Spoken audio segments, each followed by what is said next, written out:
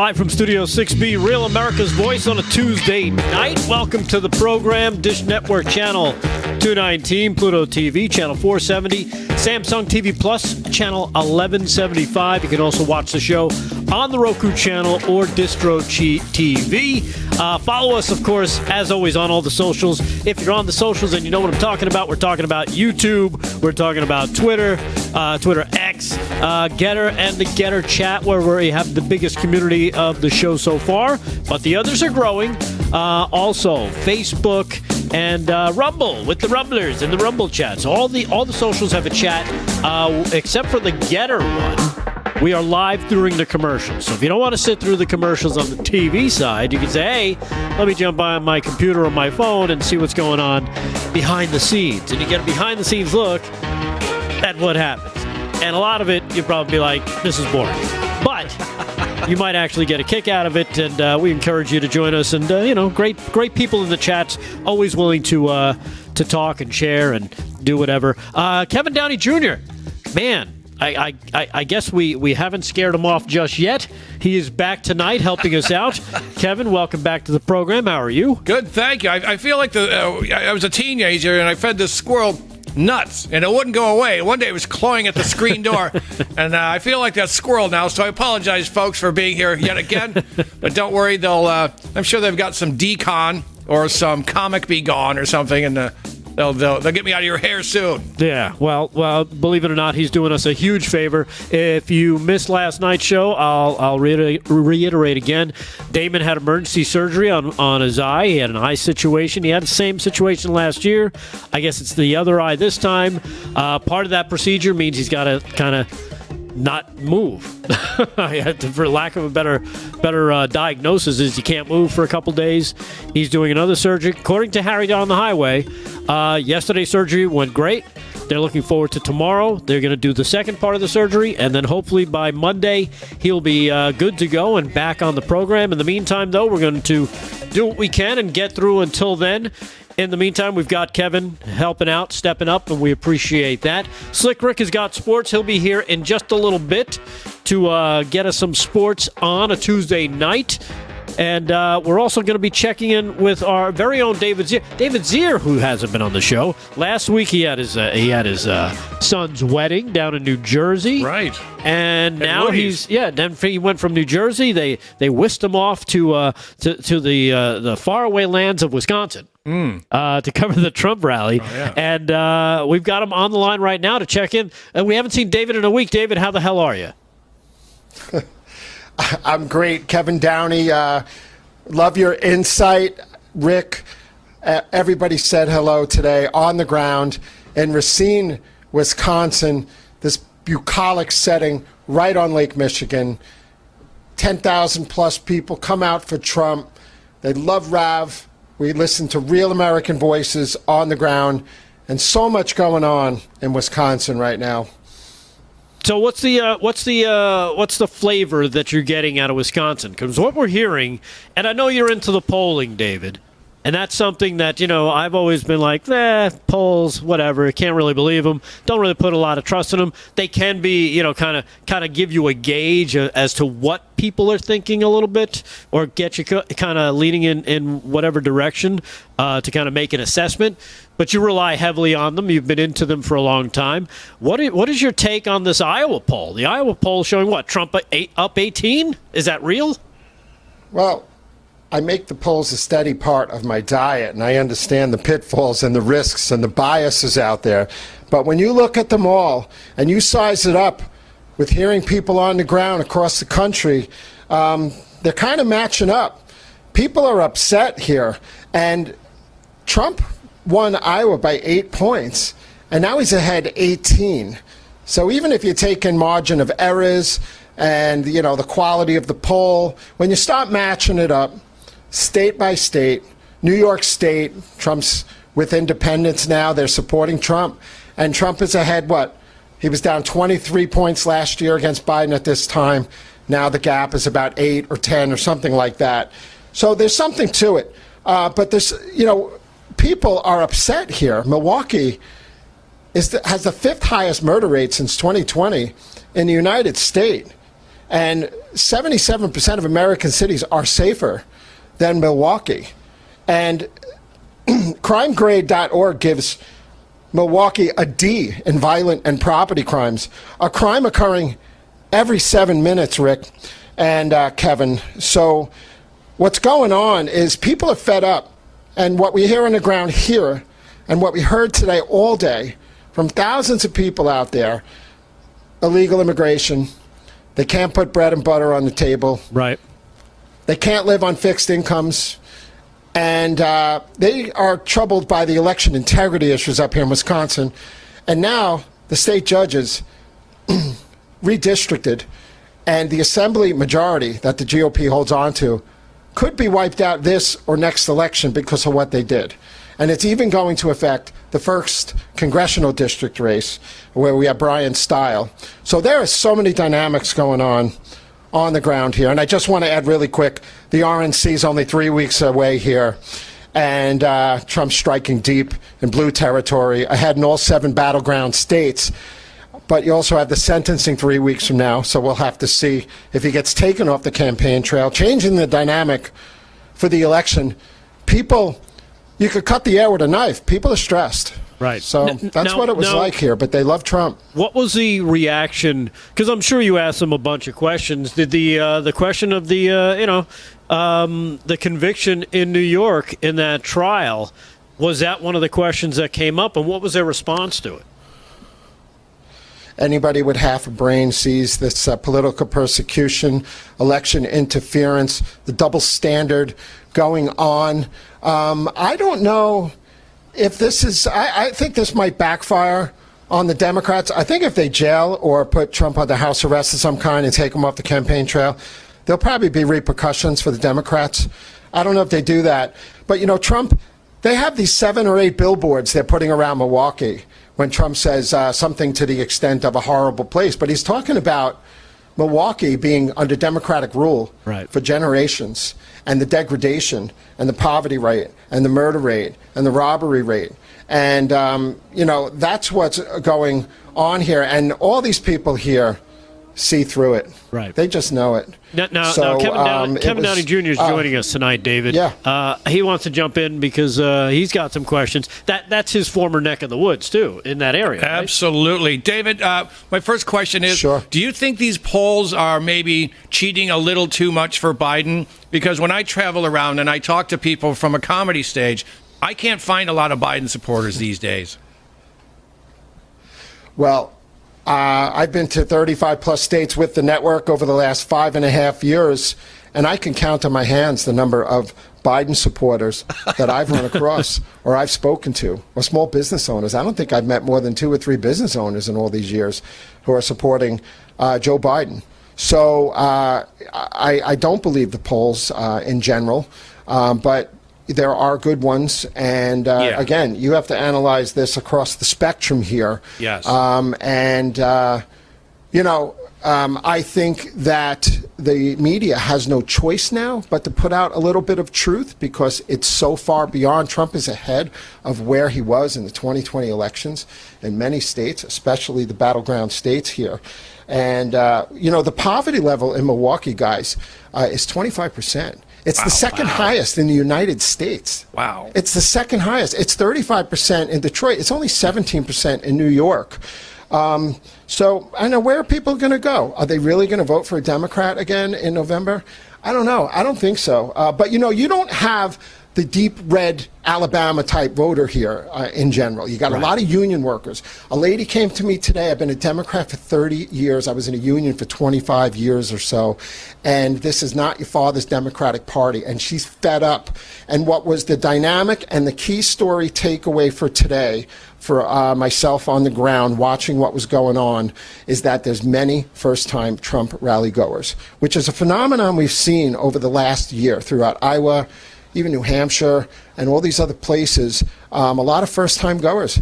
They are their backs against the wall. And another woman told me that she's moving back in with her mother, and the grandmother was on film. She's homeschooling the daughter's children with the mother because they can't afford to live. And her husband is making more money than he's ever made in his life, but he still can't keep up because the real number for the compounded inflation is probably 50+%. So people are having to cut back. A lot of military people up here, they can't live. And, they're at their breaking point. Yeah, it right? sounds like it almost sounds like New York City in the early 90s under Dinkins, right? People got to a certain point where all of a sudden Democrats are like, screw it, we're going Republican. We have to. 2,200 murders a year at that time when Giuliani took over. Yeah, went down to 300.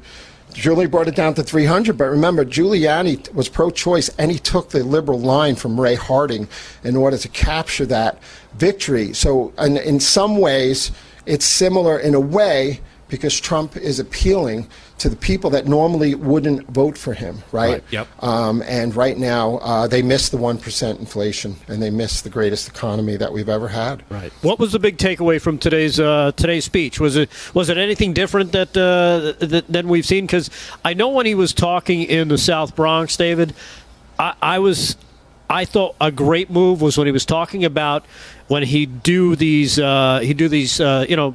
speeches about success. Be talking to groups about success. I feel like he should be pushing that in parts of his speech these days because that's what people are looking for in these communities. They're looking for that success. They want success. Being with Harlem, being with Trump in Harlem, 1,000 Dominicans jumping up and down for Donald Trump. Who would ever think? Small business owners, convenience store owners, people are sick of the illegal setting up on the sidewalks in front of them. They don't feel safe. And these are entrepreneurial types who want to pursue the American dream. The American dream is fleeting even for rich white kids, right? They can't rent, they can't buy, they can't do anything. So, this crosses the spectrum. And that district in the Bronx over there in the 42nd precinct not only had a 41% increase in burglary and a 20% increase in felony assaults this year, but it also had 50% of the people in that district living below the poverty line. And their complaint was a little bit less about illegal immigration, even though it was mixed in there. It was like, I can't walk to the store at night. We can't go to the food pantry because the illegals are taking the food. And the line starts at 4 in the morning. Those are issues that span, Rick, I know we've talked about it on the show a lot, that spans a lot of these Rust Belt and other type cities here. I just wanted to point out to you, Anyway, we can get into it later or tomorrow. I'll be back. I got more info for you about the redistricting here and the other things going on in Wisconsin. All right. Well, thank you, David. David Zere on the ground in Wisconsin at the Trump rally. Thank you for taking the time and joining us, David. Of course, you can catch David's show every Saturday morning, Breaking Point, right here on Real America's Voice, 8 a.m. Eastern, 5 a.m. on the West Coast. David Zere, thanks again for joining us. And we can't wait to see you tomorrow night in person in studio. Thank you, guys, and prayers for Damon, and people gave their shout-outs, and I sent up a video of somebody wishing him well. All right, thank you. We'll give that a shout a little later. In the meantime, we'll take a quick break. We come back, we'll do some news, we'll do some commentary with Kevin Downey Jr., and, of course, Slick Rick will be here any moment. We'll be doing sports with him live from Studio 6B on a Tuesday night. Stay there.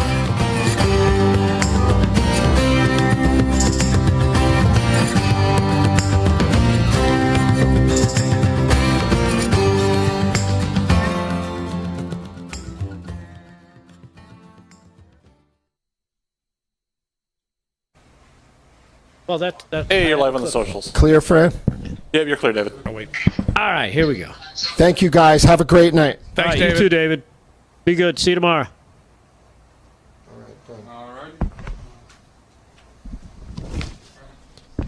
All right, we're live in the socials. The social media. The socials. I'm going to go to Facebook. I'm going to go to Rumble.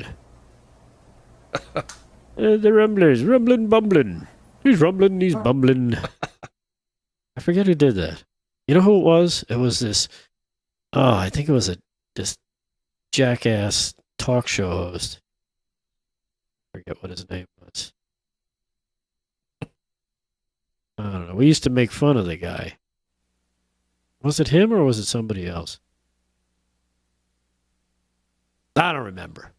It was back in my cool life, Kevin. I had a cool life. I never really did. I don't know if I ever had a cool life. I I had a cool life. Now I'm here. Come on, where's the Rumble chat? Where are you? I was just there, and now I got kicked off. How did I get kicked off? Kick off your own chat. Yeah, It wasn't kicked me, off I my own swear. chat. Like, what the shit? What'd you say, Fran? I said it wasn't me, I swear. Are you sure? All right, here I am. All right, now I'm there. Howdy, Rumblers. They're rumbling, dumbling, dumbling, dumbling, dumbling. We got Tea Leaf is in there. KDC 8915. BWAG always in the Rumble chat. Painted Freak is in there. So does Spectrophage. I hope I pronounced that correctly. A Deplorable Neanderthal is in there. Over Soon. Barb JS1 is in there. Small Town Barbie's in there. Oh, she's looking for her Team Chemtrail shirt. You know what, Damon? Damn it, you and your stupid eyes. Maybe you can make a Team Chemtrail T-shirt while you're laying on your back. Gary Bishop is asking about my shirt. I get a lot of comments on these shirts. They're from Har Daddy, H-A-R Daddy. And this one has all the myths on it. Oh, the aliens, the Loch Ness Monster. Yeah.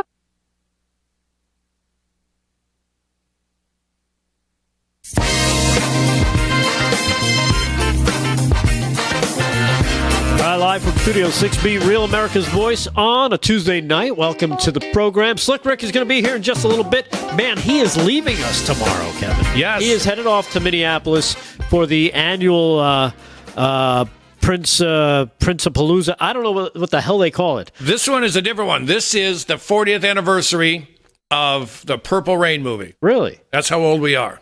So you know this is... Okay, so you've done your research. No, he told me. Oh, he told you. He told me on the radio the other day. All right. That's right, because Kevin hosts a radio show.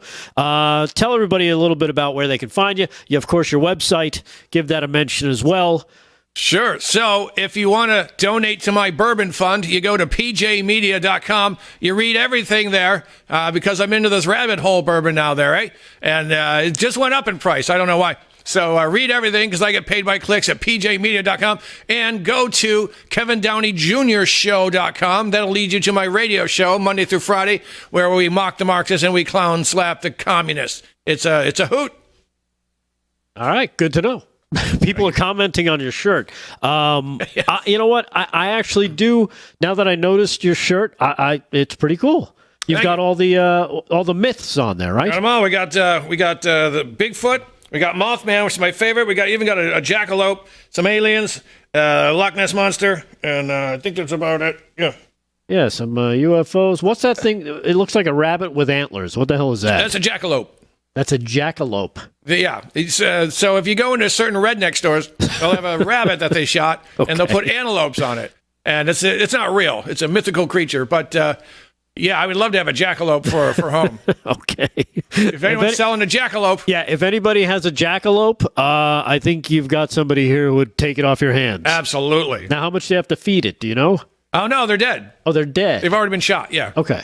Oh, yeah, they're all dead. They're only like putting a moose head on the wall. You get yourself a jackalope. Takes less space. Okay. Good to know. All right. Plenty of stuff to go through today. We've got clips of, Joe Biden did it again. He malfunctioned. I don't know if you saw that, Kevin. We've got that clip. Of course, the illegal alien that was deported, 16 times? They finally arrested yesterday in that murder? Yeah. For the murder of that girl. Some more blood on the hands of Joe Biden. And again, now this is the mind F of what they're trying to do to us. With the Biden, what Karine Jean-Pierre deemed, and this is the first time I heard this word, cheap fake. I'd never heard that before. No. Until she said it. Much like Fetch in Mean Girls, it's not happening. No. It's not happening. We're being lied to again. The old man is not.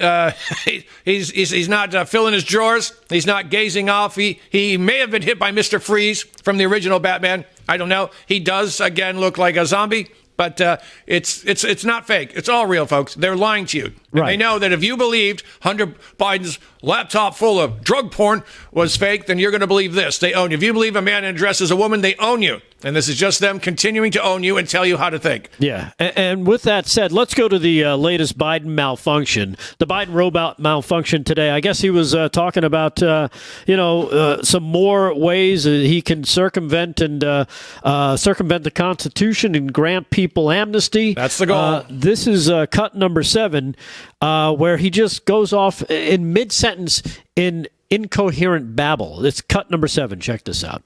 Thanks to all the members of Congress and Homeland Security Secretary. I'm not sure going to introduce you all the way.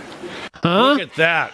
Did you see? Do that again. Is that homeless security or homeland? Thanks to all the members of Congress and Homeland Security Secretary. I'm not sure going to introduce you all the way. This guy's toast. That was the worst one yet. Yeah. I mean, there have been some bad ones, but that was baby talk. Yeah. Right. Yeah. Exactly. That's exactly what along I with think his of. diaper. Yeah.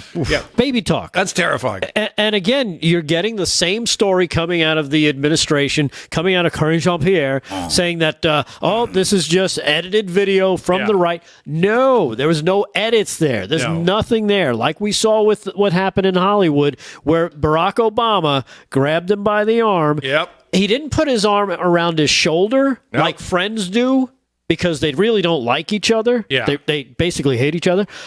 He put his hand on his back. Now, if you're leading somebody around, you place your hand on the middle of their back, right? Yep. I've done this with some older people. The lady, you don't know the story. Some lady lives next to me, right? Very old woman, frail. She's almost like a female Joe Biden. She fell in her driveway. Uh-oh. I was coming out of the house. All of a sudden, I just see her walker there. And I'm like, where the hell is Peggy? And then I look and I'm like, I see her behind the bush. She had fallen backwards on the driveway. She couldn't get up, right? Wow. Like a turtle. She couldn't get up. So me and my stepson, we jump up, we grab her, we pick her up, and I feel she's frail. So we have to walk her back into her house now. The entire time I'm walking her back into her house, my hand is in the middle of her back to make sure she's moving forward and not falling back again. Yes. And it was only later we found out, after she went to the hospital, that she had actually fallen and hit her head. We didn't know she hit her head. We just thought she hurt her back and her shoulder because that's where she landed. But when she landed, she went boom and kind of whiplashed her head a little bit and took a pretty good knock. That's brutal. So that is what they're dealing with there. And if you've ever seen the Tesla robot, Google that or check social media. Do the Google, check out Tesla robot walking. That is Joe Biden. Yes. It just kind of shuffles along slowly, and it just kind of moves. Doesn't want to move too fast. Can't really have a normal gait because it's robotic. Teeters and tutters, putters and sputters. Right. And you know what he's not doing? He's not doing that little, I'm in great shape for an old guy little thing he used to do. Right. Where he used to do a little fake run. He'll take 3 or 4 steps quick and be like, ah. And if you look at his face as he's gibbering, he's gone. He's that last he's like a robot that he's a Terminator who's been terminated. You know what? I think I want to see that again. Let's see the Biden robot malfunction one more time. Cut number 7. Watch. Thanks to all the members of Congress and Homeland Security Secretary. I'm not sure going to introduce you all the way. That's gibberish. Look at those eyes. Chucky? Yeah. He's gone right there. Yeah. Chucky Schmucky. He is somewhere else.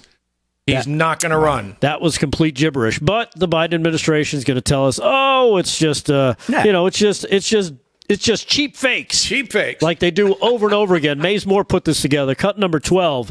If you want to see the cheap fake compilation, because of course, it's really us. It's not. It's not them.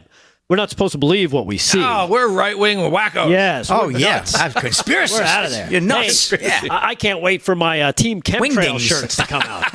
Exactly. Here, check this out for yourself. Cut number 12. Oh, my God.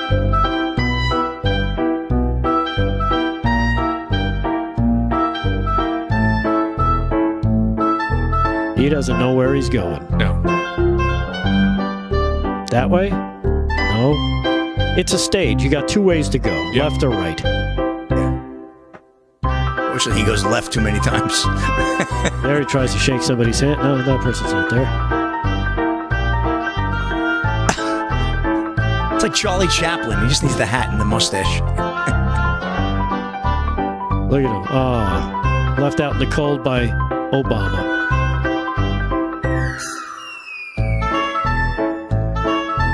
There's a Tesla bot.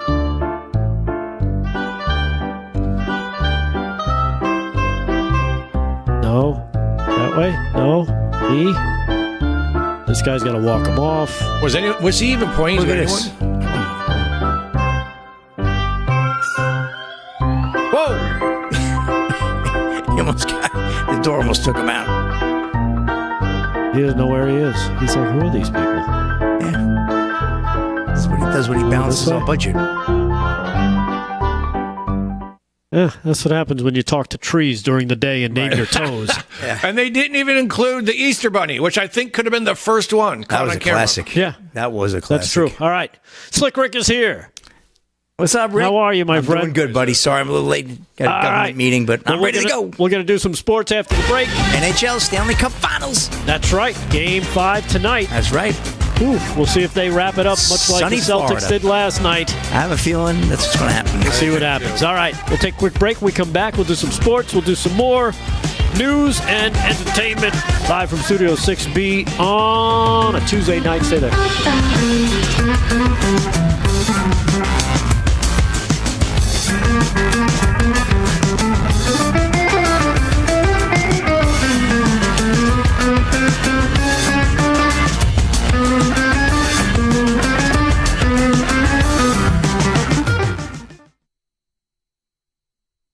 Oh, Zere's, where's Zere? In Milwaukee? Yeah, we already talked to him. Oh, wow.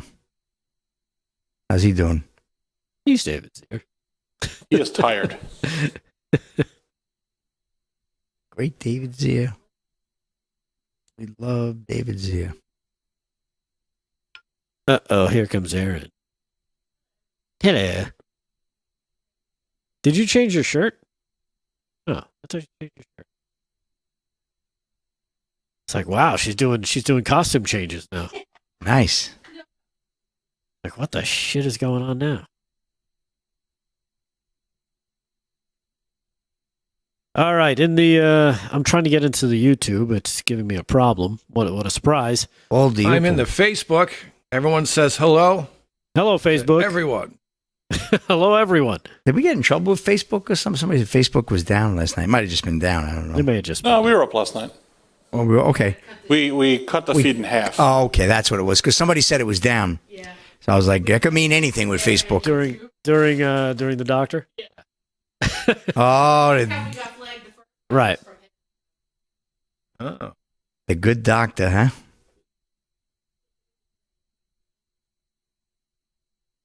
Rick loves that doctor. Dr. I do. Thorpe. I know you do. Dr. James Big Blue Thorpe. Butts. Yeah, and I wonder if he's related to He the doesn't great Jim hold back Thorpe. at all. He is on. That guy's fire.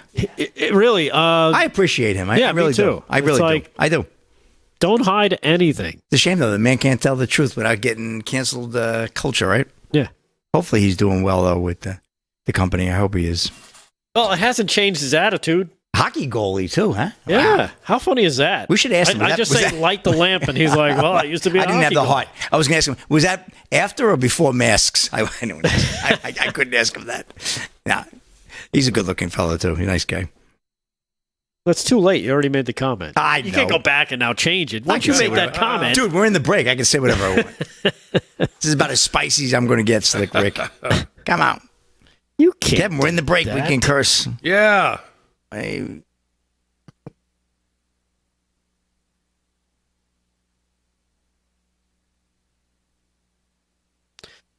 What are you Oh, starting my here? computer's giving me all sorts of problems trying to log into stuff.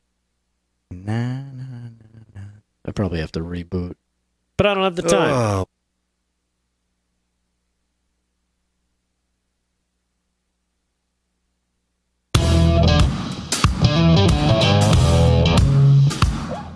Live from Studio 6B, Real America's Voice on a Tuesday night. Slick Rick has got sports. Kevin Downey Jr. is here as well, helping fill in for the the injured. We'll call him injured. We'll put him on IR. We're putting him on IR, Rick. Yeah. Damon's going on IR. Get it? IR? Yeah, I know. Look at me. Anyhow, so Damon's out. He'll be out. Hopefully, he'll be back by Monday. He's got another surgery for his eye scheduled tomorrow morning. Oh, wow. With all, fingers crossed, everything goes well. He'll be right as rain and ready to go, at least from his home studio. At least for maybe for a little bit, he'll join us. He rebounded last time. He rebounded very quickly. Yeah, he's a trooper. Because I remember last time that happened, he was talking like 2 or 3 weeks. And within like 6 days, he's like, "Yeah, I'm good." Yeah, well, he probably tuned in, saw us what we were doing, so I better get back on for a show. Right, exactly. He was able to kind of jump on, at least from his home studio, until he was able to felt comfortable enough to drive. Yeah, because at that time too, different time of year, you're dealing with the sun going down a little earlier. Yep. It was dark driving here and then driving home, so he was playing it cautiously. Yes, he was. But we'll see what happens. So hopefully the best to him tomorrow morning. Harry and the Highway is going to keep us posted, so we'll find out more as it goes along, and we'll pass it on to you guys. Send them your messages. If you want to send them a quick message on any of the socials or maybe a quick email, lfs6b@yahoo.com. You can send them that email as well. In the meantime, let's do some sports with Slick Rick. Slick Rick Sports brought to you by Mike Lindell's MyPillow. Go to mypillow.com. Use our code LFS6B at checkout. Save yourself some money. Get yourself a free t-shirt. Send us the receipt that shows that you used our code.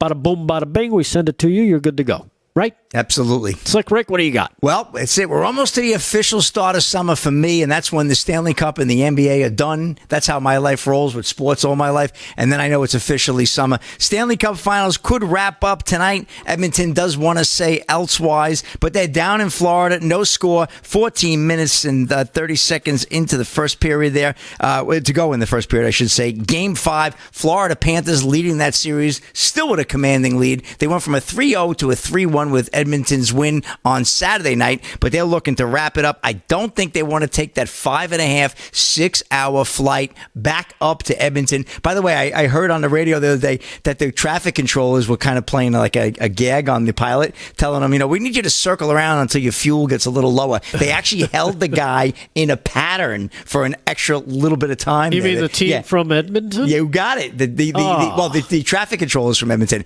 It's a cute little thing. No harm, no foul. It was just a kind of a little funny thing they were doing. But the traffic controllers were giving them a real hassle about landing that plane. So I don't think they want to go through that again, and I think they want to wrap it up. But guess what?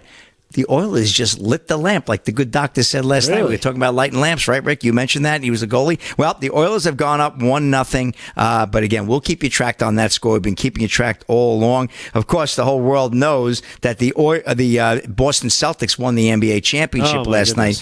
To no surprise there. We kind of figured that was going to happen. But what I do like is I like Joe Mazzulla. I like his attitude, the coach. He seems to be a very good guy. And he says, and I want to cover the story rather than tell you about the 106-86 win. I'd rather tell you about this story. But first, let me thank God Celtics coach Joe Mazzulla wears shirt with powerful message as team celebrates championship win. Warner Todd Houston, a Breitbart. There's some hope for sports here. We do have some people with morals, thank God, left. Boston Celtics head coach Joe Mazzulla has once again shown that he leads from a Christian perspective after being seen in a t-shirt reading, but first, let me thank God as his team celebrated their NBA Finals win on Monday night. Mazzulla helped lead the team to its 18th championship on Monday. Still, throughout his tenure as his team's head coach, he has not shied away from his celebrating his deep Catholic faith along with his basketball expertise. The Celtics beat the Dallas Mavericks 106-88 as they played in Boston to best the Mavs in 4 out of 5 during the NBA Finals. As his team celebrated, Mazzulla revealed that he had a shirt with a special message underneath, the one he wore during the game.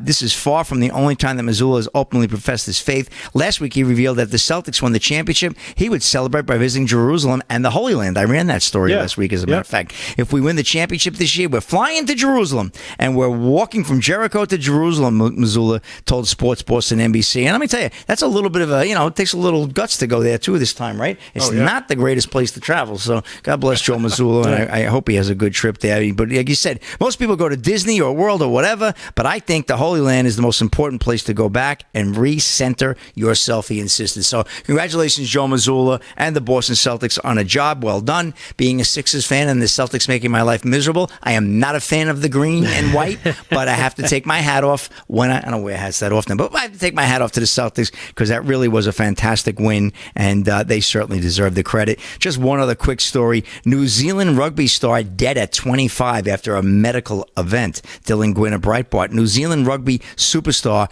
Connor Garden-Bachop, well, he's a pretty big deal, died on Monday after suffering what is described as a medical event. He was only 25 years old.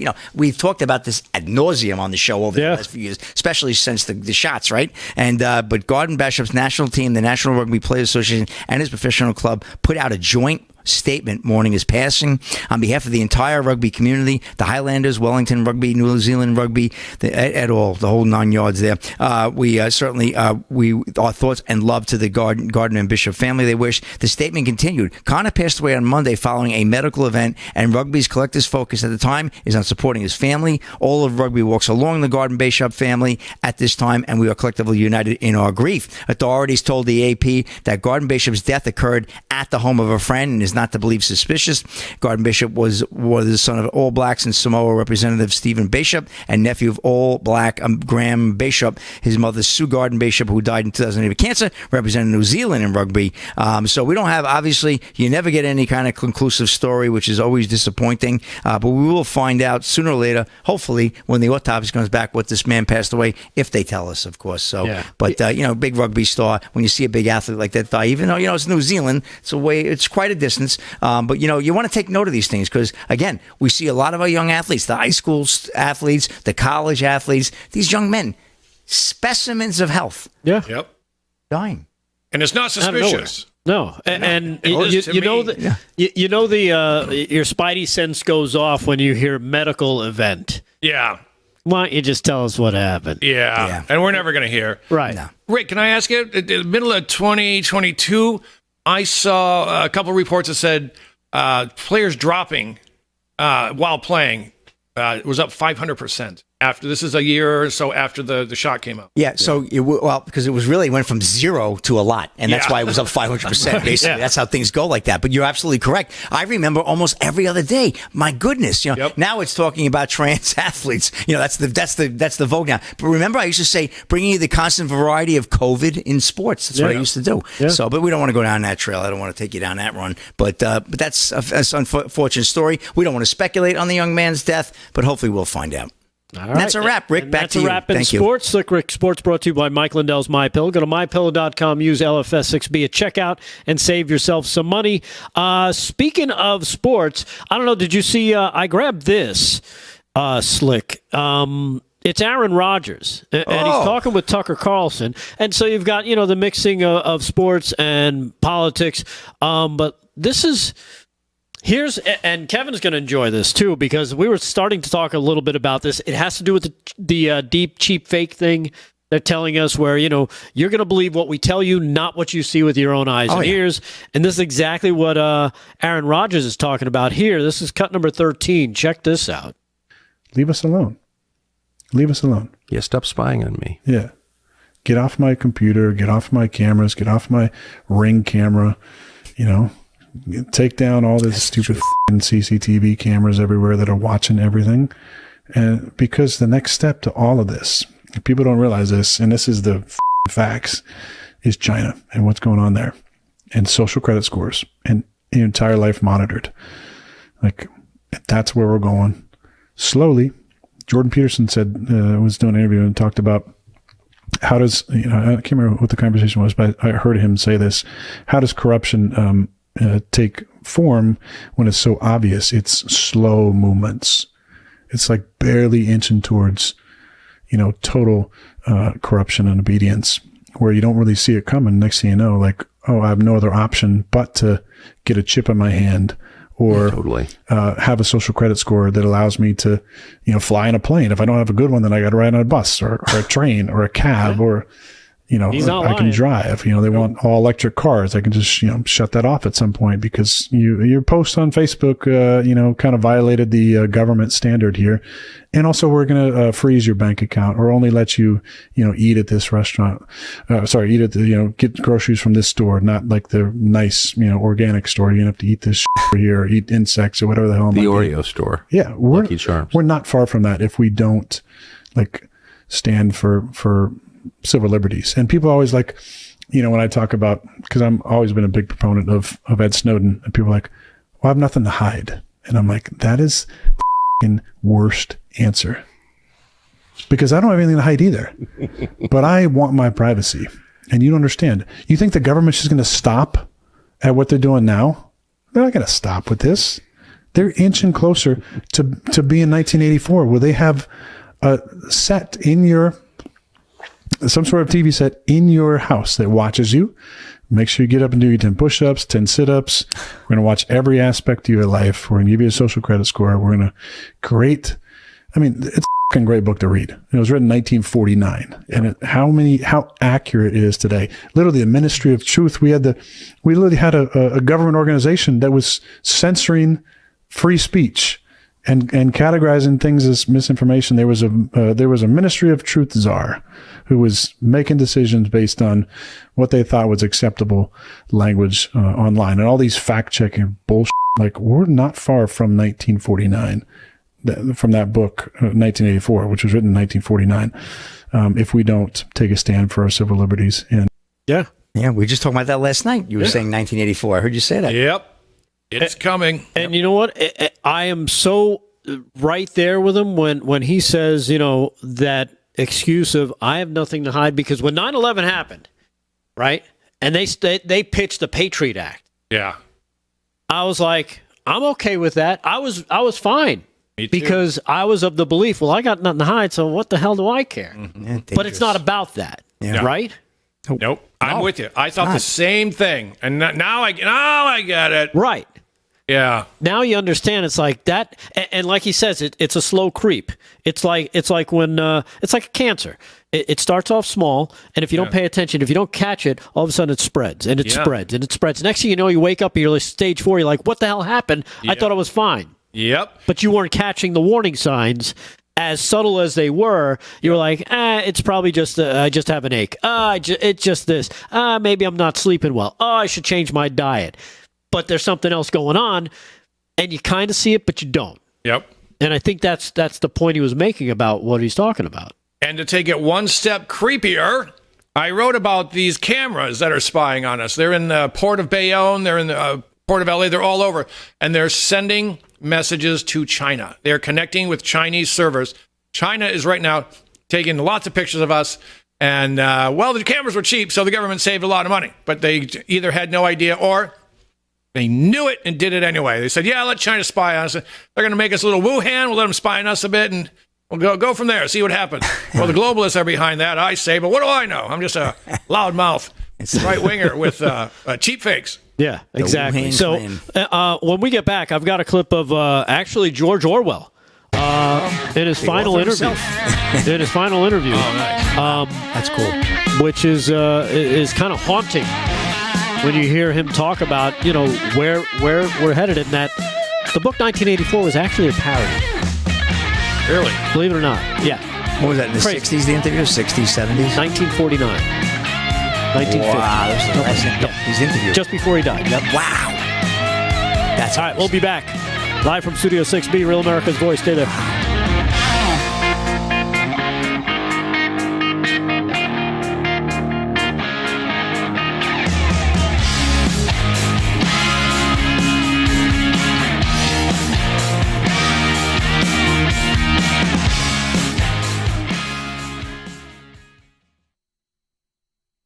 All right, we're live in the chat. Yes, George Orwell. Interesting fellow. Harry Oates. Harry Oates on We going our to Little way. Vinny's, getting some chicken palm. Where's our pizza? Oh, nice. How's the pool? Is it open? Beautiful. Oh, today was a good day for the pool. Nice. How was your Father's Day? I was traveling, so I went out with Ashley last night. Oh, nice. Did you hear from Damon today? I did. And how's he doing? It's his eye's pretty fucked up. Is it? He can't really see. So he's hoping whatever they're going to do to him tomorrow, I hope so. he's going to be able to see. He can't read. It's Oh. messed up. Wow. So he's like, Damon, oh God, I get it. It's for your vision. And it happened. That's crazy.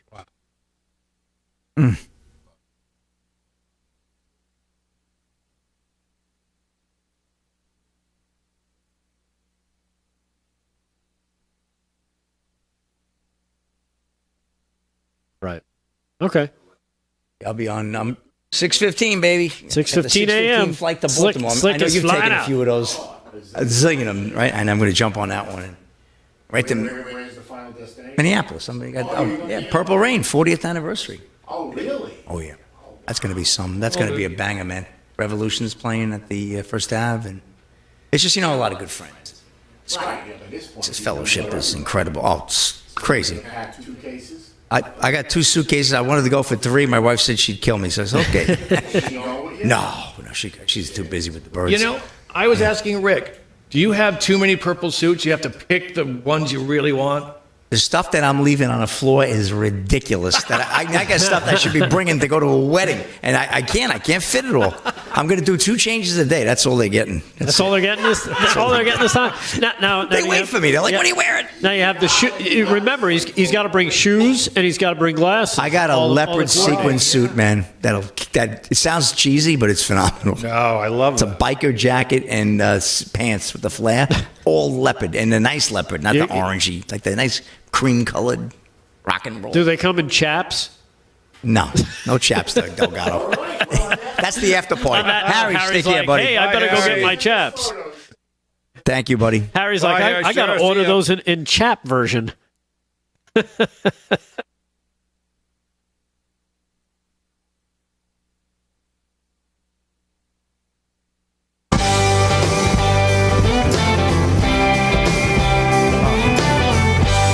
Live from Studio 6B, Real America's Voice on a Tuesday night. Harry, if you're in the chat, Harry and the Highway popped in, gave us a quick update with Damon. Like he said, he's got another surgery booked tomorrow morning, so we're fingers crossed. Big D. Hopefully everything goes well. It's a scary situation, no doubt. So we're hoping for the best for the Big D to pull through, and hopefully we'll see him at some point next week. You never know; he could bounce back pretty quick. So, yeah, Bubbles bubbles bounce, man. Throw me a beer. Come on, I had to. Of course. Anyhow, so we were talking about, and again, we're playing that clip of Aaron Rodgers talking to Tucker Carlson, basically about 1984 and where he sees us heading. Yep. And Kevin, you said you've written a lot about this kind of stuff. 100%. It's scary just how close we are getting to actual communism. And when I first started talking about it, people were like, oh, shut up, Downey, Mr. Communism, Mr. Communism. And yeah, the ESG thing is real. If you have a low ESG rating, means you're environmental and social governance. Right. So environmental, are you climate change friendly? And the social governments, are you woke enough? And if you're not, well, maybe you don't eat that week. Maybe they teach you a lesson. Right. And if you look, we see all these fast food places going under. Again, tyranny comes disguised as virtue. We're going to give the workers more money. Yay, workers. That's right out of the communist playbook. And what they're doing is they're creating this $20 an hour. 10,000 fast food workers in California have been laid off since they did that. Other places are closing shop because they're getting squeezed from both ends. We got to pay the people this much, and then we got to buy the food that's this much. And joints are shutting down. They want us to rely on the government for our food. They're coming after our food. One of the things I wanted to bring up later, but if I don't mind my mentioning it now, 500,000 acres in Iowa might just go dry because of some government bureaucracy. We might lose 500,000 acres of food. That'll put the farmers out of business. And that doesn't even count the truckers who are going to lose money. The push is on. Watch for them to control the food, folks. Once you control the food, you control the masses instantly. Yeah. I think I read we're 3 missed meals away from killing each other. Whole place going nuts. You miss 3 meals and people will lose their minds. Right. Absolutely makes sense. It's the same with paychecks. I think most people are 1 or 2 paychecks away from basically bankruptcy. Yep. Which is a scary thought when you consider how much people work and how everything that we as Americans put into our homes and our families and such, to realize that most people don't have a cushion to fall back on. No. And if you look at COVID, I always said that was a dress rehearsal for communism. We couldn't go out. They closed our businesses. They told us when we could go to the grocery store. They told us where we had to stand at the grocery store, and all the money we got came from the government.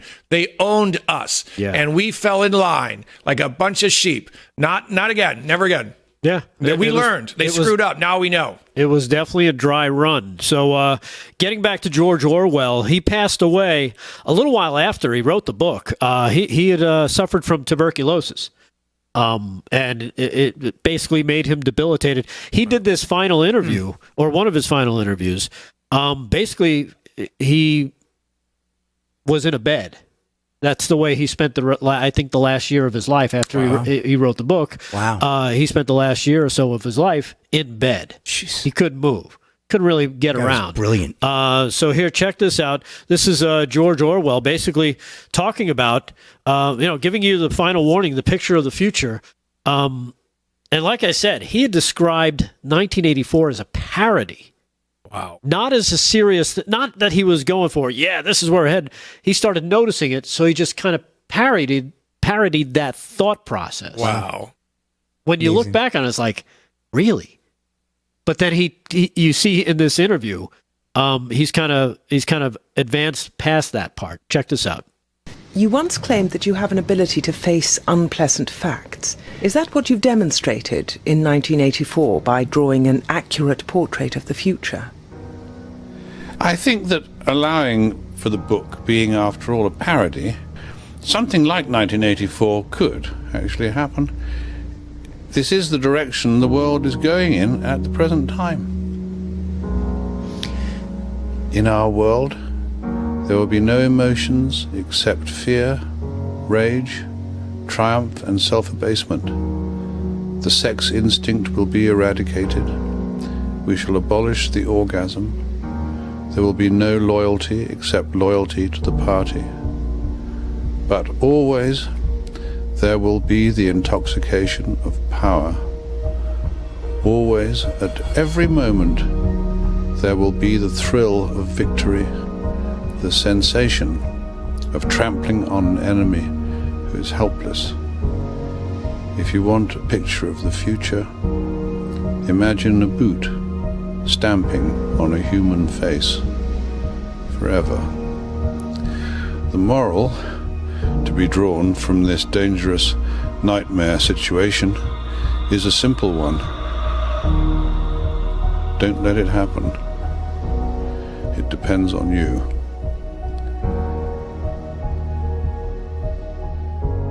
Yeah, and there he is. Wow. Either the final or one of his final interviews. Wow.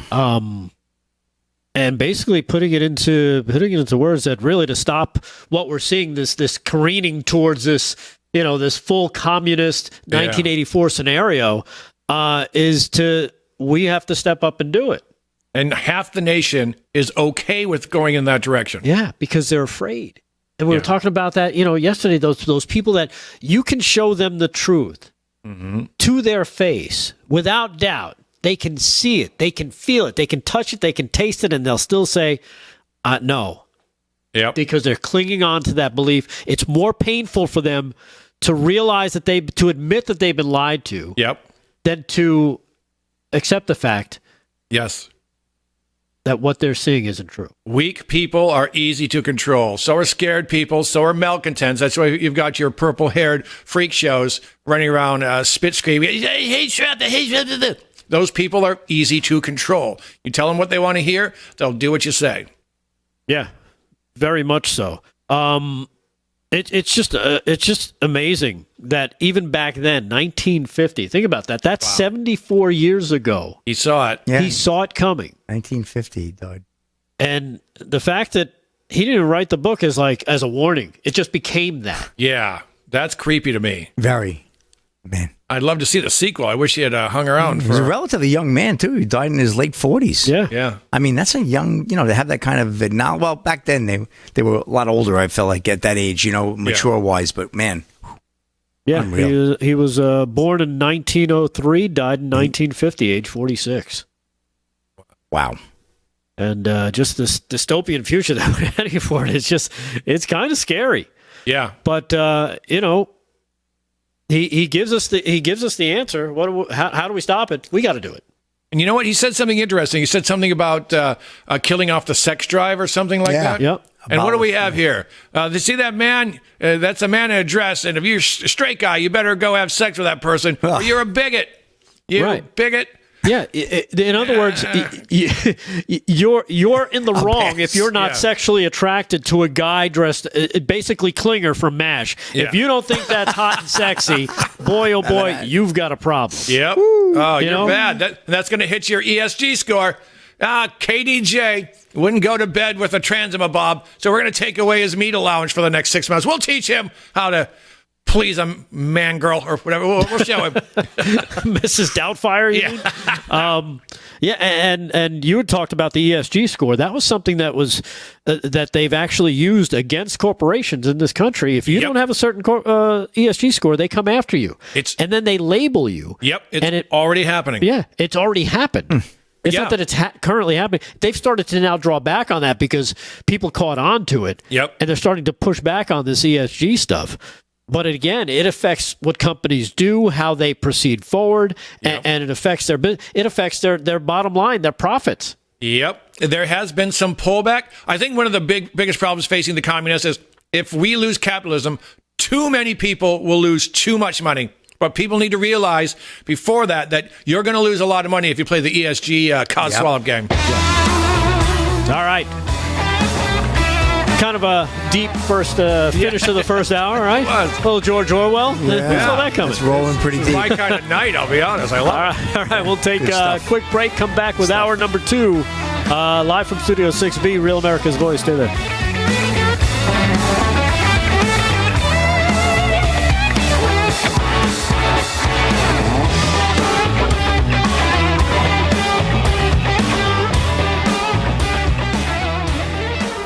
All right, we're live in the chats, man. I hope we didn't depress you too much with that stuff. Oh no, no, because it's I came across it the other day. I'm like, this is kind of spooky. We're becoming a Matter show in honor of Damon. Make America depressed again. Oh man, let's see. What are people saying? Russia. Nice. Russia, I like the Orwell clip. That was a good clip. Yeah, I'm gonna do some more research on him. I feel like there's probably more pretty good interviews out there that I'm gonna look for. They never made a movie about him, huh? I guess they. I don't think about him. Yeah. Oh, about the movie, yeah. Right. Yeah. I mean, there's the book, yeah. I mean, 2 + 2 = 5. We've uttered that phrase plenty of times here. Yeah. Like when we're adding up how many hours we work for the week. You know, it's another good movie, and I'm sure you've seen it, Kevin. The movie V. Yeah. Right? V for Vendetta? V for Vendetta, yeah. That I think is... Oh, Rick, here's one for you. That one really pushes this into your face, especially about the media aspect, the media guy. Yep. Who they end up killing anyway because it's just like, hey, he stepped out of line. Yep. Yeah, well, Boltar in the Get It chat says the Oswald Area 51 UFO crash was in 1947. He wrote his book in 1949. He could be onto something.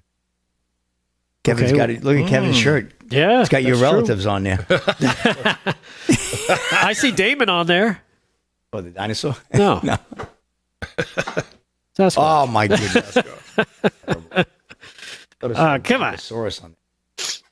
Do you guys know about the Patesti prison experiments?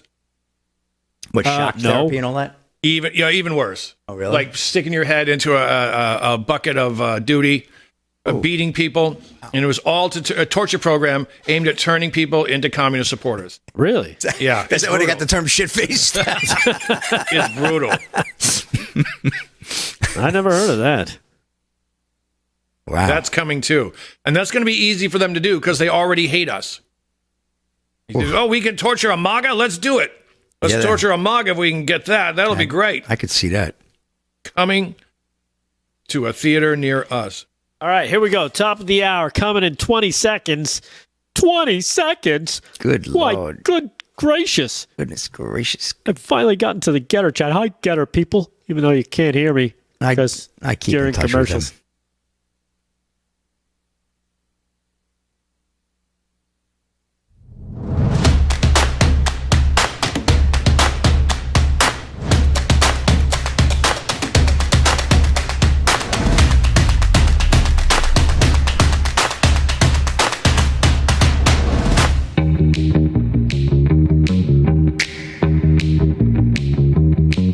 All right, live from Studio 6B, Real America's Voice on a Tuesday night. Welcome to the program. If you're watching us on TV, that could be Dish Network Channel 219, Pluto TV Channel 470, 1175, Samsung TV Plus, on the Roku channel, as well as Distro TV. Or if you're in the chats, all of the socials like YouTube, Facebook, Twitter X, what else is out there? The Rumblers, and Getter, and the Getter chat. Hello there, chatterbaiters.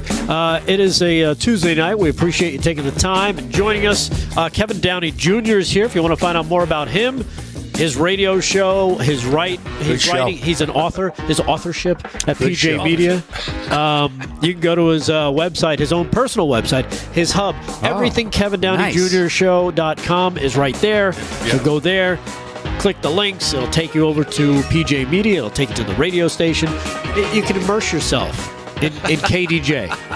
Who doesn't want a private KDJ immersion bath? Yes, you just immerse yourself. It's like a private bath. There you go. Yeah, Yeah. And of course, Slick Rick has got sports. Now, Slick has got he's doing his annual pilgrimage. Yes. Tomorrow. Purple pilgrimage, you're right. The Purple Pilgrimage Yes. out to Minneapolis, Minnesota.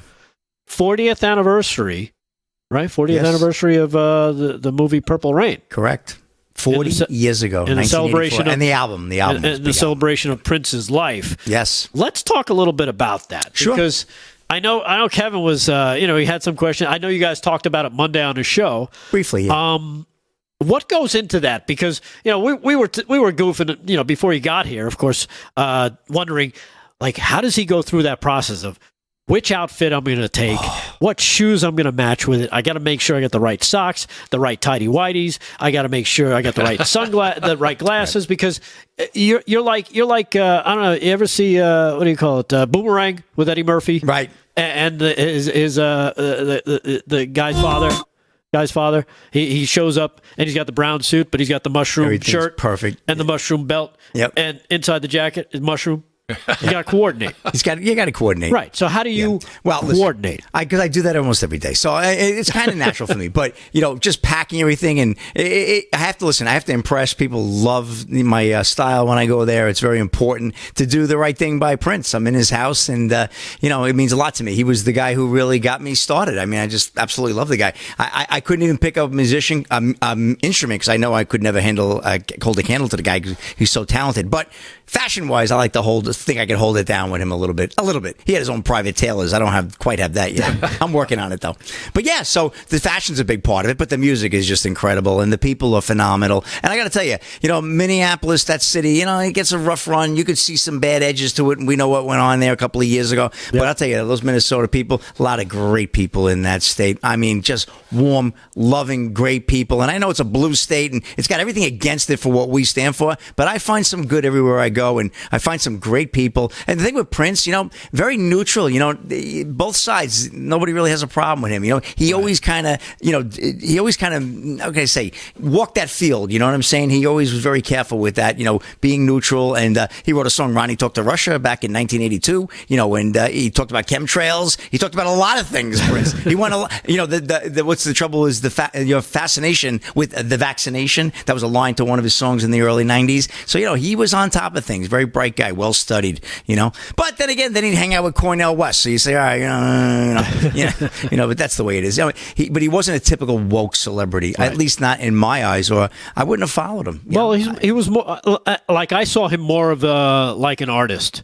Totally. Kind of like maybe like a Lenny Kravitz type that doesn't fit that regular mold. Yep. They're a musician. They write. They play. They do. They basically do everything. There's there's a bunch of people that do that. Yep. And they kind of separate themselves from that.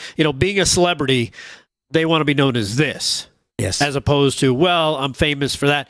No, I'm this. And he was a pioneer. He went against the record companies. He wanted rights for artists. He wouldn't let them hold on to his rights, and he fought for that and championed for that. A lot of artists now today have the rights to their music, so they actually get paid what they're supposed to get paid. And he made a boatload of money back in the 80s and 90s. And when you have a lot of money, you can pretty much not have to kowtow to anybody. Right. That's a nice place it's to called be. FU money. Correct. And was that the reason? Because I forget. I know he had to change his name to the symbol, but that was part of that he wanted break he was yes. trying to make. Right? Well, he signed a $100 million contract with Warner in 1993, and he wanted to get out of that. He regretted doing that because they wanted him to churn out a certain type of music every so often. Right. He liked to put his music out every 8 to 12 months. They wanted them every 2.5 years, but the guy was a machine, and they really wanted to narrate what they wanted. They wanted him to play "Let's Go Crazy" for the rest of his life. Right. That's what they wanted. They wanted that guitar solo, and he wouldn't do that. He had a bigger message to say, and he was his own. He was his own champion. He's a real trailblazer, and people love him. Black, white, everybody. Right. They all absolutely love the guy. Not they all, but a lot of people do. He's just a great artist. He kind of laid it all on the line in that Rock and Roll Hall of Fame in 2004 when he got on there with Tom Petty, and he just completely "Why My Guitar Gently Weeps" George Harrison, and that's what people. Wow, what a great guitar player! He was playing like that for 30 years, but that's when they realized it. Yeah. And I was right across the street from that performance, and I saw him in a private show. Well, not a private show, but a small show about an hour after that performance. I'll never forget that. So so I have to go back every year, and that's kind of my thing. And you're going to be checking in. You're going to try, right? I am going to try. I'm going to try to see if I could Skype in from there, from First Avenue. Right. That'd be kind of cool. That would be cool. I can't promise because, the reception, and I got to work it out with Fran, of course, but I'd love to get down there. Friday night, I'll actually be there, so we'll see what's going on Friday night here. And again, when you're talking about Prince, you're talking about hardcore fans that are beyond just the glitz. They're like into the whole... Yeah. You can have your political beliefs or this belief or religious belief. That doesn't matter. When it comes to this part of their life, they don't care what else. I was online right? I was online in Paisley Park last year, and I'll never forget it. And I was one of the first few people online just to go in for one of the celebration shows. And a young lady, and I forget her name, she was from Houston, Texas. She comes up beside me, puts her shoulder next to me. She goes, "I watch you every night." And I turned around, I looked at her, she goes, "Slick Rick." And I laughed, and I go, "Oh my God." But then Prince's engineer, his former engineer, came out, and I won't say his name, well, I could say his name, Tom Garneau. He was watching the show because of the Prince doll, and he saw me in the lobby, and he goes, "I don't like your politics, but I like you." And I said, "Cool. Well, we got to agree to disagree." Right. And he was the engineer on the Batman album and some other great Prince stuff, but wow, that was wild. So thank you for that, Rick. So we'll look forward to hopefully getting a glimpse of Slick and his. I guess you could call them your entourage. I got a nice crew I roll with, Bobby. Yeah, I do. I got some good friends I got a lot of friends from England too that are coming in, so I love them too. That's a whole different world. Yeah. I have a friend that lives right in Wembley, right by the stadium. So I'm looking forward to seeing her and connecting with them. And they got a whole different, they have a different perspective of us. Obviously, right, yeah. I love hearing that. So good stuff. That's cool. That'll be an interesting thing. He does it every year against his pilgrimage out to his purple pilgrimage for Prince. Unfortunately, we got a lot of rain in the forecast for Minneapolis, so I had to bring my purple raincoat. Literally. Have a purple Of course I do. Come on. Oh my God! Of course you do. Do you have a purple umbrella? Yes, of course. Purple galoshes. Yep, I had that too. Awesome. I'm not bringing the galoshes. That's a little too cheesy. All right. Thanks, Rick. All right, let's do some quick sports. Let's get an update. What's going on in the Stanley Cup Finals, my friend? Oh, well, Stanley Cup Finals in action right now. Still 1-0. Oilers holding on. End of one period, trying to extend the series to a game. That would be a game 6, Rick. So I tell you, if the Oilers win tonight, it might get interesting. I think the Panthers bounce back. I like them all along in 4 or 5 games. So, again, we'll keep track. 3-1. Florida Panthers leading. They're down in it Ammirati State Arena? Very nice place. They changed the name a few times over the years. I guess it's a bank that owns it now. So that's good stuff. Let's get to the NCAA baseball. We have the Men's College World Series elimination game, and Florida State 9-5 over the North Carolina Tar Heels. So Florida State there wins that elimination game. So we're getting down to the wire with the College World Series. Let's see. We're getting MLB. Come on. Padres right now beating the Phillies 3-1 middle of the 8th. Bottom of the 7th. Mariners over the Guardians 8-3. Yankees blanking the Orioles 4-0 middle of the 6th. Oh, Yankees are looking good. Blue Jays 3-2 over the Red Sox top of the 7th. Also top 7 Braves over the Tigers. Sorry, Kevin. 2-1. Oh, that's close though. Right now the Rays in Minnesota taking on the Twins, leading 5-4. They're in a rain delay. Hey, I just told you it's raining in Minnesota. Yeah. And we got the Rangers and Mets tied at 1, end of 4. Bottom of the 5th, Giants and Cubs locked in at 2. White Sox over the Astros 1-0 top 5. Bottom 2nd, Rockies over the Dodgers 4-1. Earlier today we had the Marlins 9-8 over the Cardinals in 10 innings, and the Cincinnati Reds won over the Pirates in Pittsburgh 2-1 earlier today as well. Diamondbacks 5-0 over the Nationals, and the Brewers are taking on the Angels. That's a 9:38 first pitch out in California. And let's see, we'll get to a story. Well, this is a crazy story. What is going on in Kansas City? Report: Chiefs Isaiah Buggs allegedly broke into home of child's mother with tire iron, dragged her down the stairs. This is Dylan Gwynn of Breitbart. Yeah, Chiefs defender Isaiah Buggs, who just got a Super Bowl ring. Nice visit to the White House, right, with Uncle Joe. Well, he's once again in trouble with the law. Buggs, 27, was arrested on Sunday in Tuscaloosa after allegedly breaking into the apartment of his ex-girlfriend while using a tire iron. According to court documents, he then dragged the woman down the stair by her hair. The 5-year NFL veteran is facing felony charges of second-degree domestic violence and second-degree burglary. He was released early Monday. Bond was set at $5,000. That's like tip money for these guys. The victim had scratch marks on her and reportedly lost several clip-on nails. Oh, boy. That would be called evidence. Yeah, there you go. No, yeah, they nailed that. Authorities were aided in their search by video footage taken by a neighbor, which reportedly showed Buggs at the apartment. Police eventually located his white Cadillac at a Little Caesars Pizza, where the arrest was made.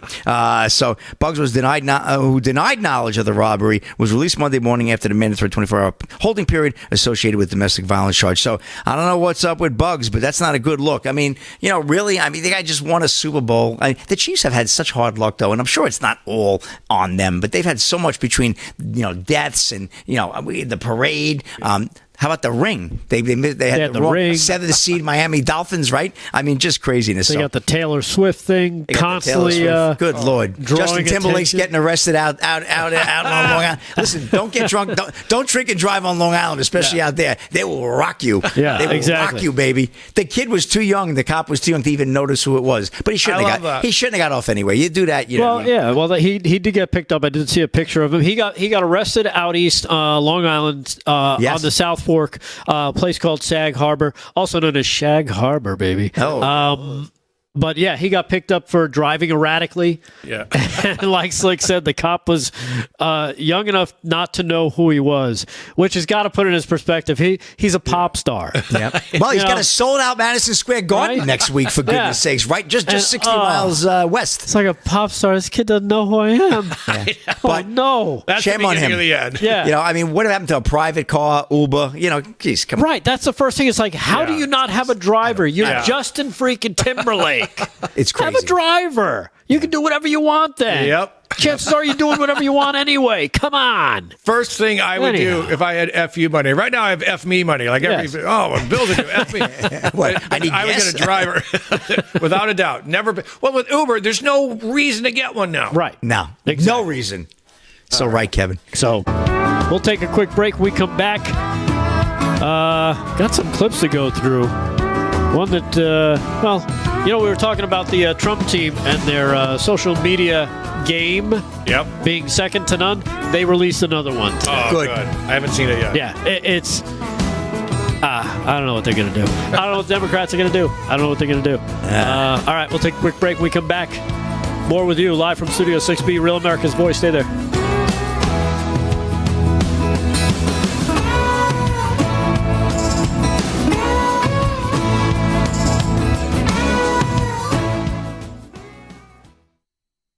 Hey, Rick, I don't know if you saw the breaking news that Willie Mays Yes, has I just passed saw away. it. Yeah. Yep. Willie Mays is dead. Yeah, I didn't see it. Yeah, he must That have. Bobby guy just texted me. They go, Thank hey, you. Why don't we do that coming right out of the break? Yeah, that sounds great. Say, I hey, didn't want- kid. I was just Patriot thinking of him. Bobby. Thank you, Patriot Bobby. I was just thinking of him a couple of weeks ago. You don't hear much from him anymore. So he's obviously got older, but the Say Hey Kid passed. Huh? Wow, good Lord. Yeah, there it is. 9 minutes ago. Yeah, I can't watch everything. So Yeah, we also have a read here. all right. Did you want to do the read first, Rick? Yeah, I got to do the read. Yeah. The Say Hey Kid. What's the read, Fran? Is that Birch Gold or? It's AMAC. I just sent it to you. AMAC. Okay. So Birch Gold's the interview. Yeah, we have it at 9:30. That's some story. Sorry to hear that. Do. Oh, there it is. 93 for that generation. That's it's a good life. I would say so. Yeah. Right. That's a long life. Oh my gosh. You always hate to hear that.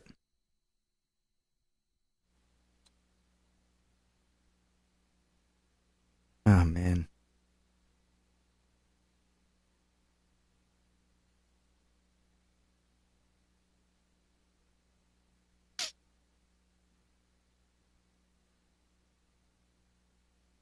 Finished his career with the New York Mets in Shea Stadium. Remember that? We were little kids.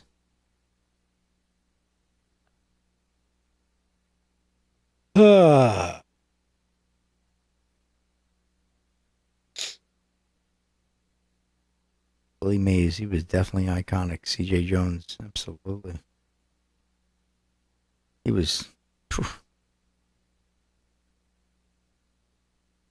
of the best ever.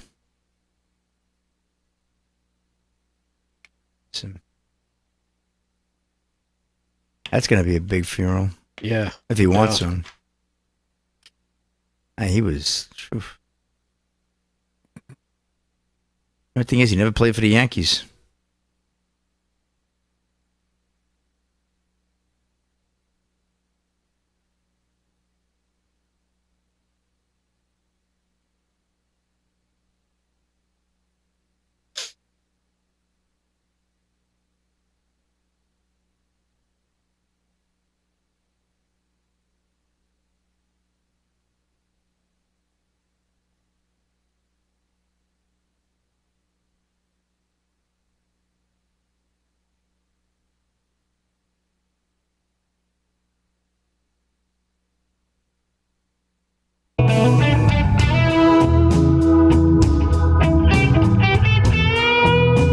You know what that music means, man. And you know what's crazy? I know it's depressing sounding music, but this is the month we celebrate Father's Day, and that's not a reason to be depressed. I'm reminded, of course, of all the dads out there. The ones that you saw growing up. They had the strong values.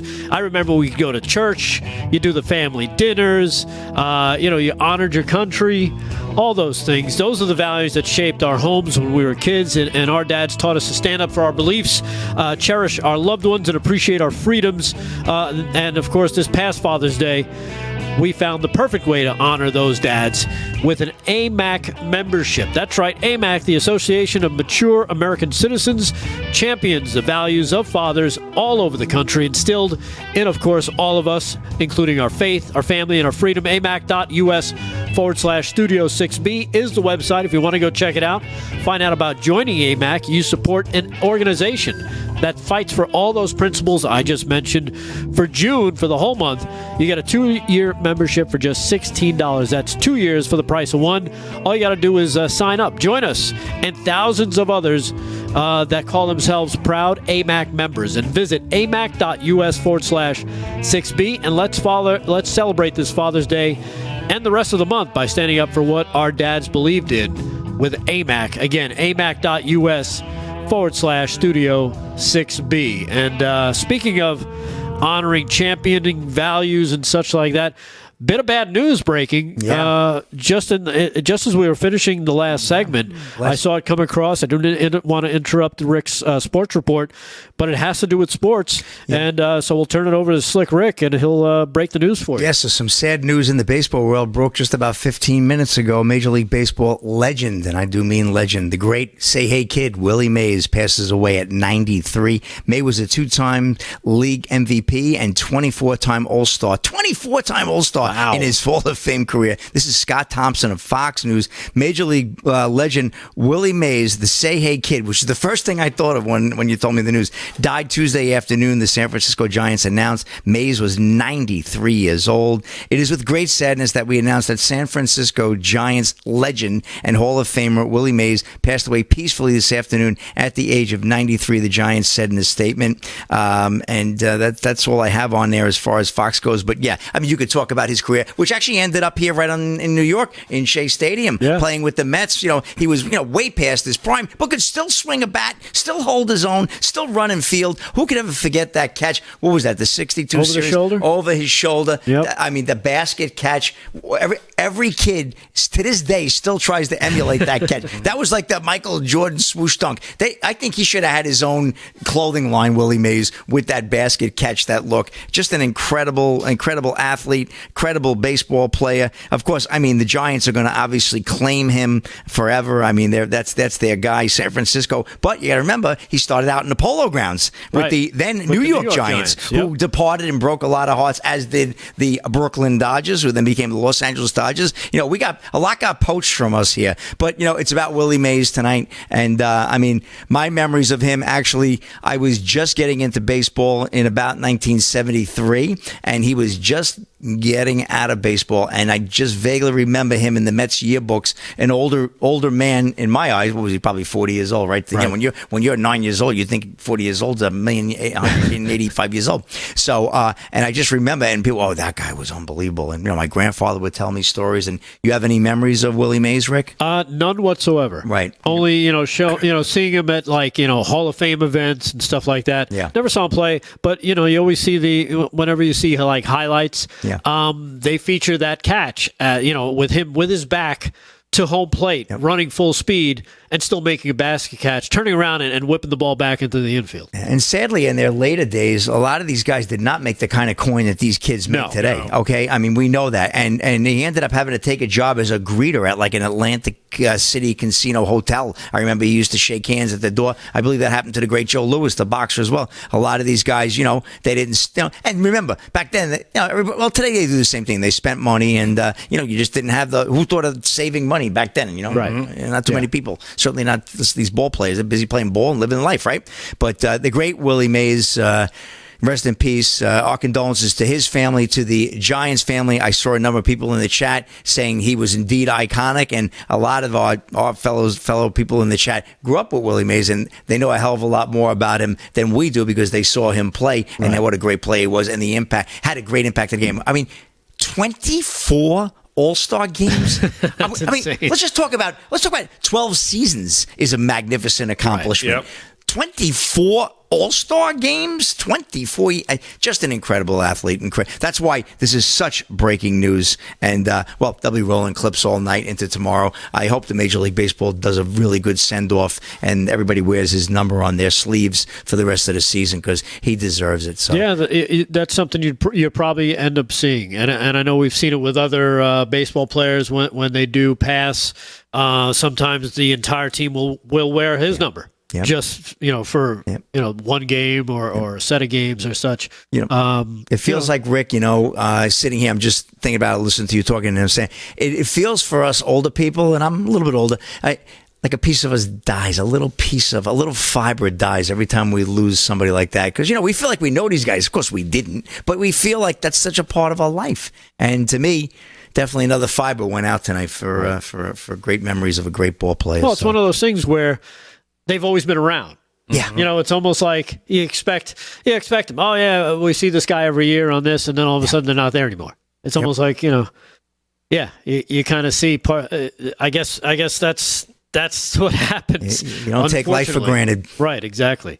So Thank you. Our condolences out to the entire family of Willie Mays and the baseball family too. Say hey, kid. Across baseball, they're going to be mourning his loss. Oh no, they must have stopped the games tonight for a moment of Probably. silence. I mean, literally stop the game tonight. Yeah. I would have sent out a memo if I was the commissioner. I would definitely. But he's an idiot, the commissioner. Anyway, that's another story.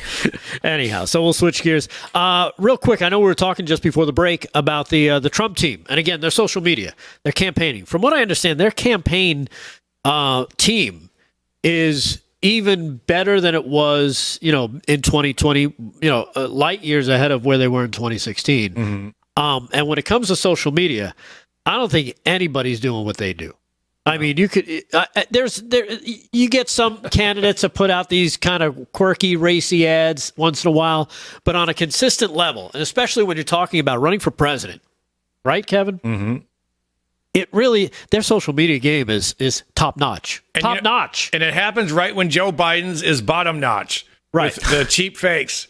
Those are you've got a great Trump punch, and you've got a tragic Biden lack of block. Remember the robot in Lost in Space? Oh, yes. Of course. Danger Will Robinson. And all of a sudden he'd lose power and whoop. Yeah, that's Biden. Yeah, exactly. Remember the cranky old man?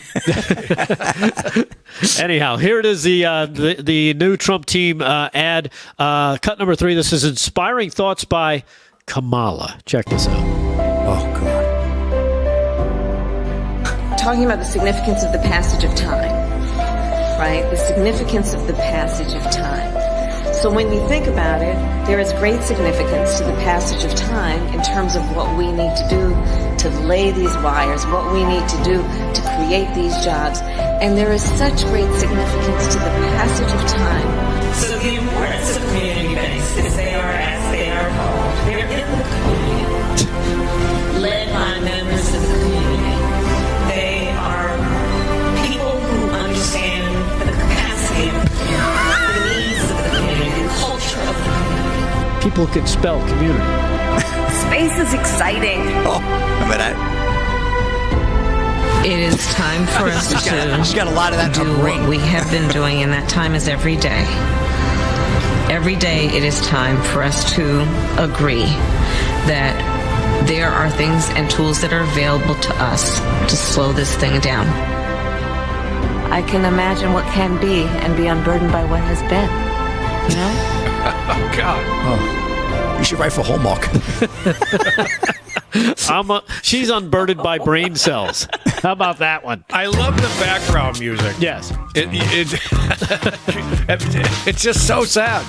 That she's one breath away from taking over. Oh, God. Oh, my Kevin, goodness, please yes. bite your tongue. Insane. God forbid. All right, we'll take a quick break. When we come back, we've got a live interview. Our guest will be up live from Studio 6B, Real America's Voice. Stay there.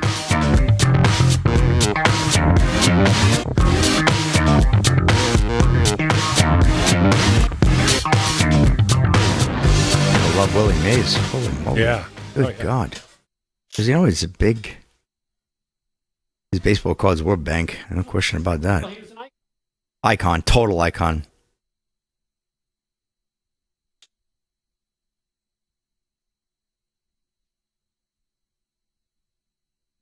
Staff Sergeant Arby is asking, at Kevin Downey Jr., any date for the 2 Ricks and a Kevin episode on LI News radio show? He actually listened to the show. Who's that? Yesterday. In the Getter chat, SSGTRB. I guess it's Staff Sergeant. Yeah. He likes the show. He listened yesterday.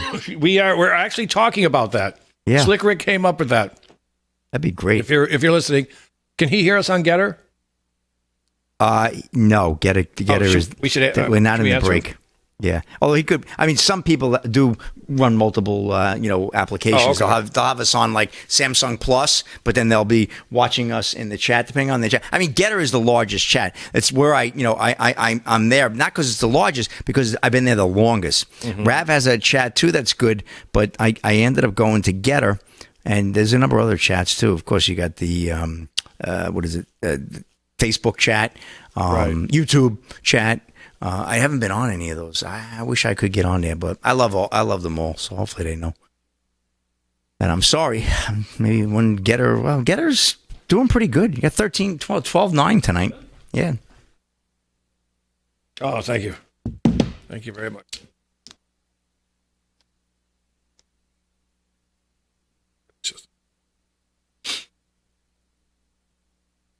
I got mine. Don't worry. I know. The Water Boy. Good show tonight, guys. Yeah. Oh, you got. I like this guy. So we'll got do questions Phil for him? Patrick. And we'll gold. There's gold in them there hills. We'll get into some other stuff. Trump triggers. Kamala should write fortune cookies. I like that one right there. Who said that? That's Trump triggers in the Getter chat. In the Getter chat? Kamala should write. He who fought in church, sit in pew. Oh, my God. That is too good. That's a good one right there. I didn't think of that one. I thought of Hallmark. Oh.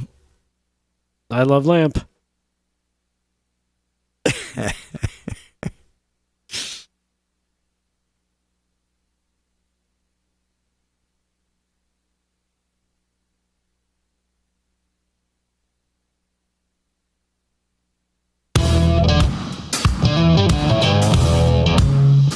Live from Studio 6B, Real America's Voice. In the, was it in the Getter chat? Are they writing? Yeah, Trump triggers had a mic drop moment. We played that new Trump ad, inspiring thoughts by Kamala. And who said it? Trump triggers says, and I quote, Kamala should write fortune cookies. Come on, that's perfect. Yeah. That is perfect. And then people started writing fortune cookies. Oh, I can't read that. I can't rewrite. I can't be reading those now. Right. You go read those. They're too funny, though. All right, but they're in the Getter chat. Confucius say. No, he didn't. Kamala say. Kamala say. Something about the White House. Go to sleep with itchy butt. Wake up. Oh. That old gag. All right.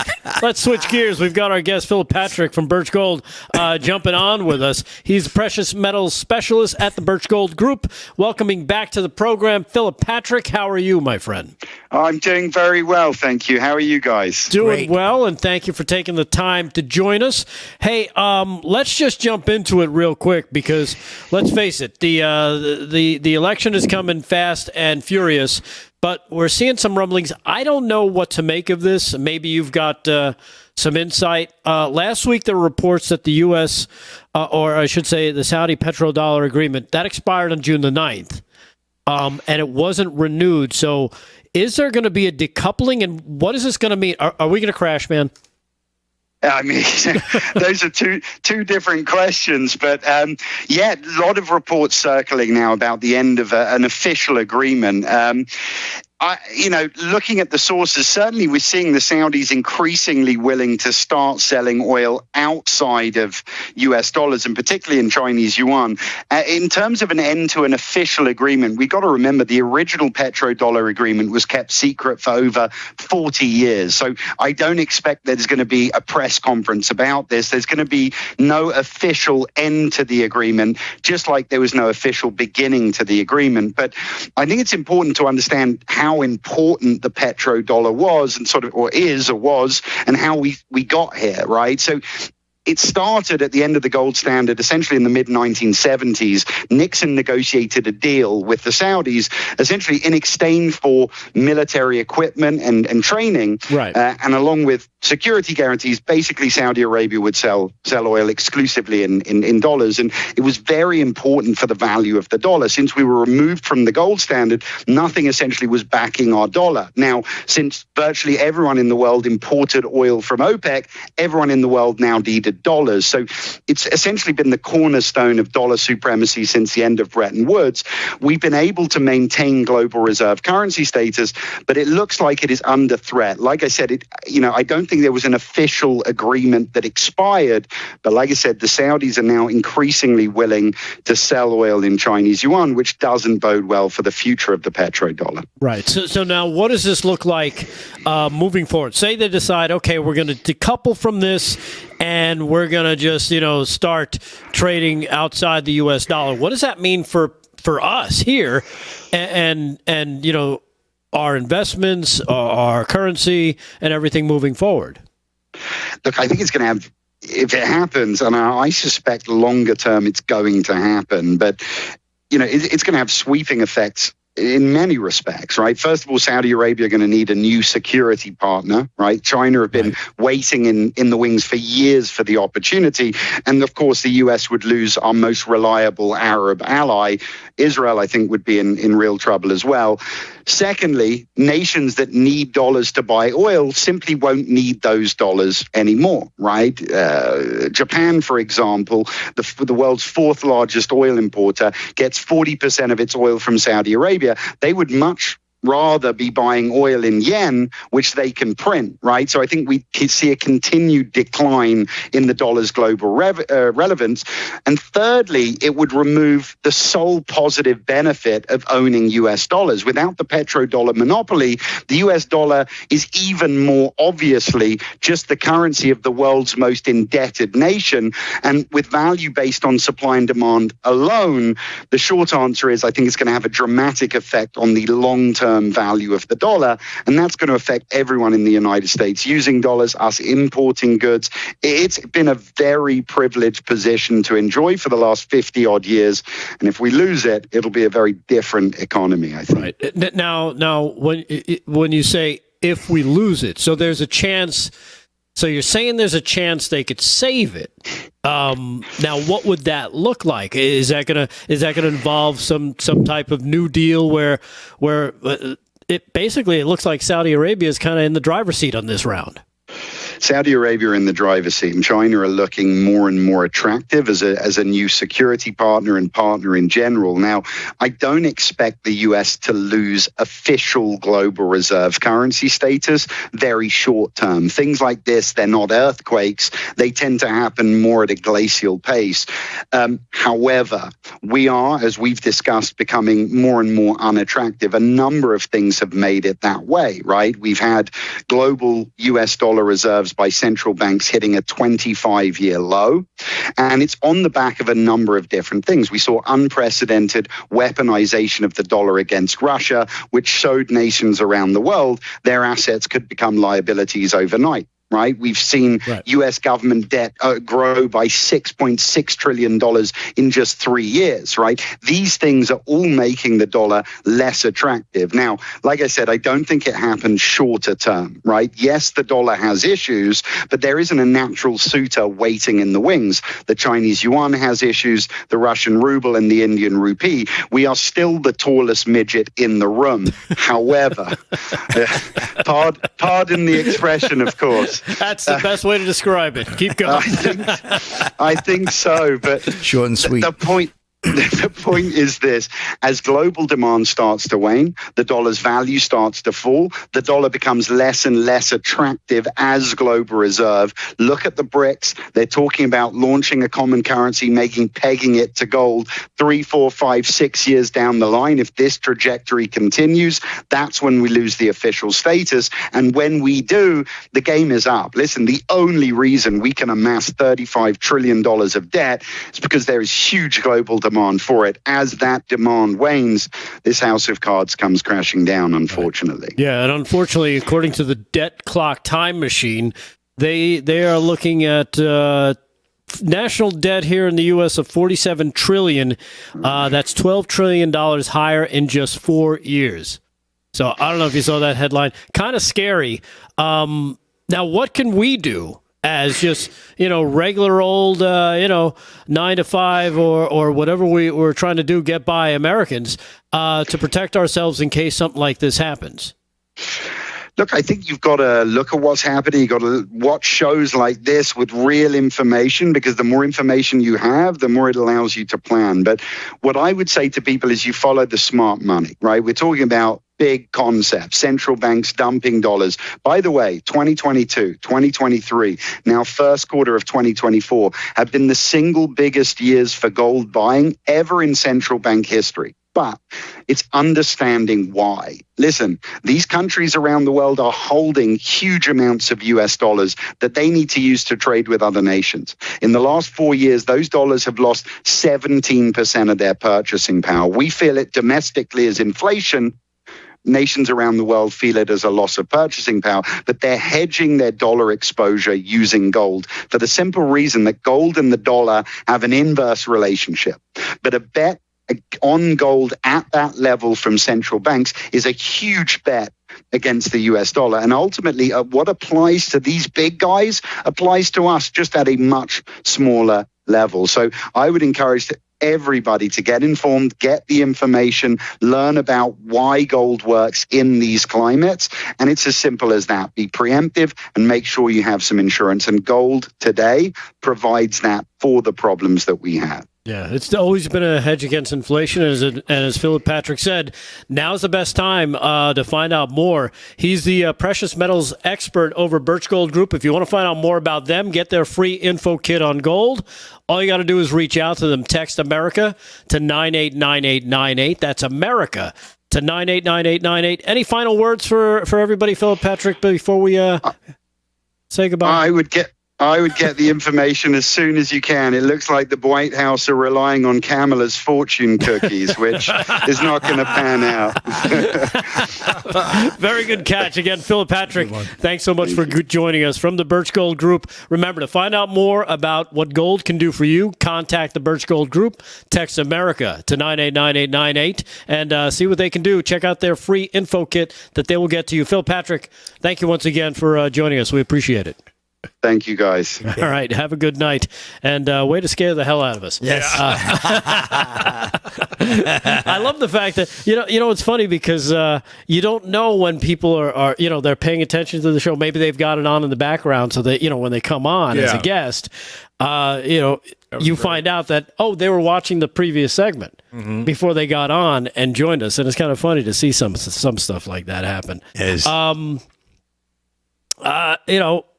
What's your take on that there, Kevin? I mean, that's you said it before. It's like, if you have what they call FU money, you can basically do what you want. You can say, I can take this chance and not worry. Yeah. I can go here and not worry. Yeah. Hey, if that guy doesn't want to pay me what he owes me just yet, it doesn't matter because I've got enough money that I can live. I'm fine. But for most people, the 99% of us, we don't have that. They don't have $1,000 in their checking account cushion. Yeah. 80% of the country doesn't have $1,000 in their checking account cushion. I heard that statistic about a year ago. It's a scary thing. Yeah. Come on. We're going to be hunting the rabbits in Hicksville, Long Island to feed ourselves. Is what gold. Like, I don't have any gold. Maybe I should get some gold.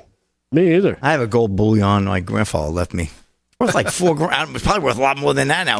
Last time I looked, it was worth like $4,000, but I'll never sell it, my grandfather.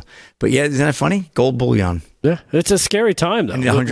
When you hear about this agreement that we had with the Saudis. Yeah. And the way he put it, he goes, "Well, it was a secret agreement." It's like, wait, what?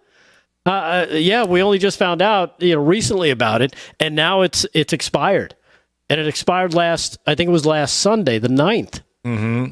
And nobody's talking about, well, what do we do now? What do we do now? Yeah. And I had no idea that the deal with Saudi Arabia was, we'll do this for you if you use American dollars. Right. I had no idea we had that little, cushion, if you will. And that's gone now. How did it go away? How did someone in the Biden administration not go, hey, we should probably fix this, unless it's on purpose? Yeah. We should probably re-up this deal before it expires so we're taken care of. Yeah, this deal that basically keeps us alive financially. Yeah. Because when you think about it, the way he described it is that we basically monopolize the world with our currency by forcing them to say, hey, if you're going to be buying oil from these people, which back then in the 70s, OPEC was the game in town. A lot of countries now can drill for their own oil. We for a while there were energy independent. We didn't need OPEC. Yeah. And let me throw this in. I know China has been trying to swing the world's currency over to their sort of money. And I know that China gave, let's say $10 or so million to the Biden family. Maybe this is another little favor that Biden did for the Chinese. We're going to let this run out and not renegotiate this deal with Saudi Arabia. Yeah. Well, you know what? Stranger things have happened, right? They have. Exactly. And we'll All continue right. to do so. We'll take a quick break. When we come back, we've got, I guess that's a final segment coming up, right? Yeah. Man, oh man. Final segment of the show. It's been flying by. Yeah. Flying by. Once again, Phil Patrick from Birch Gold Group, thank you for joining us. We'll do one more segment. We'll do one more sports update. We'll talk with Kevin Downey Jr. one more time. And we just need you. We'll see you in the chats live from Studio 6B, Real America's Voice. Stay there.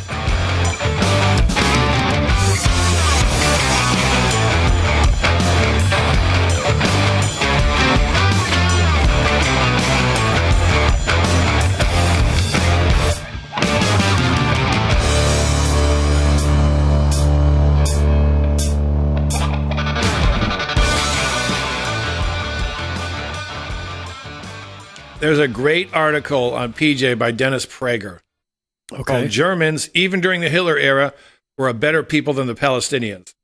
And he lays out some pretty good stuff here. If you guys are bored, if you want to talk about it. You need some things.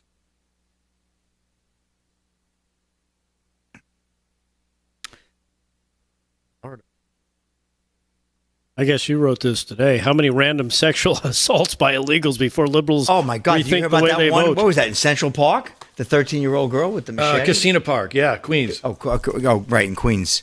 Yeah. Oh, that was unbelievable. I saw that come this morning. I showed my wife. It was terrible. 13-year-old girl tied them up and everything. Yeah. Guy had a machete. Ecuador, nice fella. Nice cat from Ecuador. Yeah, nice. And get ready. Going to be a lot more of this. I'm sickened to say. Way worse. I'm sickened to say this. And you know how they caught him? They knew where to go. They put pictures up at the local shelter. Oh. And no one from the shelter turned him in. It was a guy going down the street going, "That's the rapist," and just clocked him. And another guy jumped in, and he didn't try. He's just like, "All right, help! I did it! Right. I did it!" Yeah, well, he's going to hang. That's terrible. Well, we're in the city, so who the hell knows, right? Yeah, he might. Well, he'll get some time, but that poor young lady, that ruined her life. I mean, that's not right. At 13. Of course. Unbelievable. Somebody said, at least you didn't get killed. I said, well, yeah, thank God for that, but still, you ruined the kid's life. Do you hear about the woman running against Elise Stefanik who wants to put MAGAs in re-education camps? No. Oh, God. Oh, yeah. Are you serious? Oh, yeah. Oh, my God. I think I'm going to knock on doors for at least Stefanik. You got to be kidding me. So they just want to go full on Nazism, huh? Yeah. She's here in New York. Where is Elise Stefanik? Where is she? Upstate somewhere? Yeah. She's upstate New York. Yeah. Yeah. Westchester, or where is it? I thought she was a little west. Wingding? Where are they?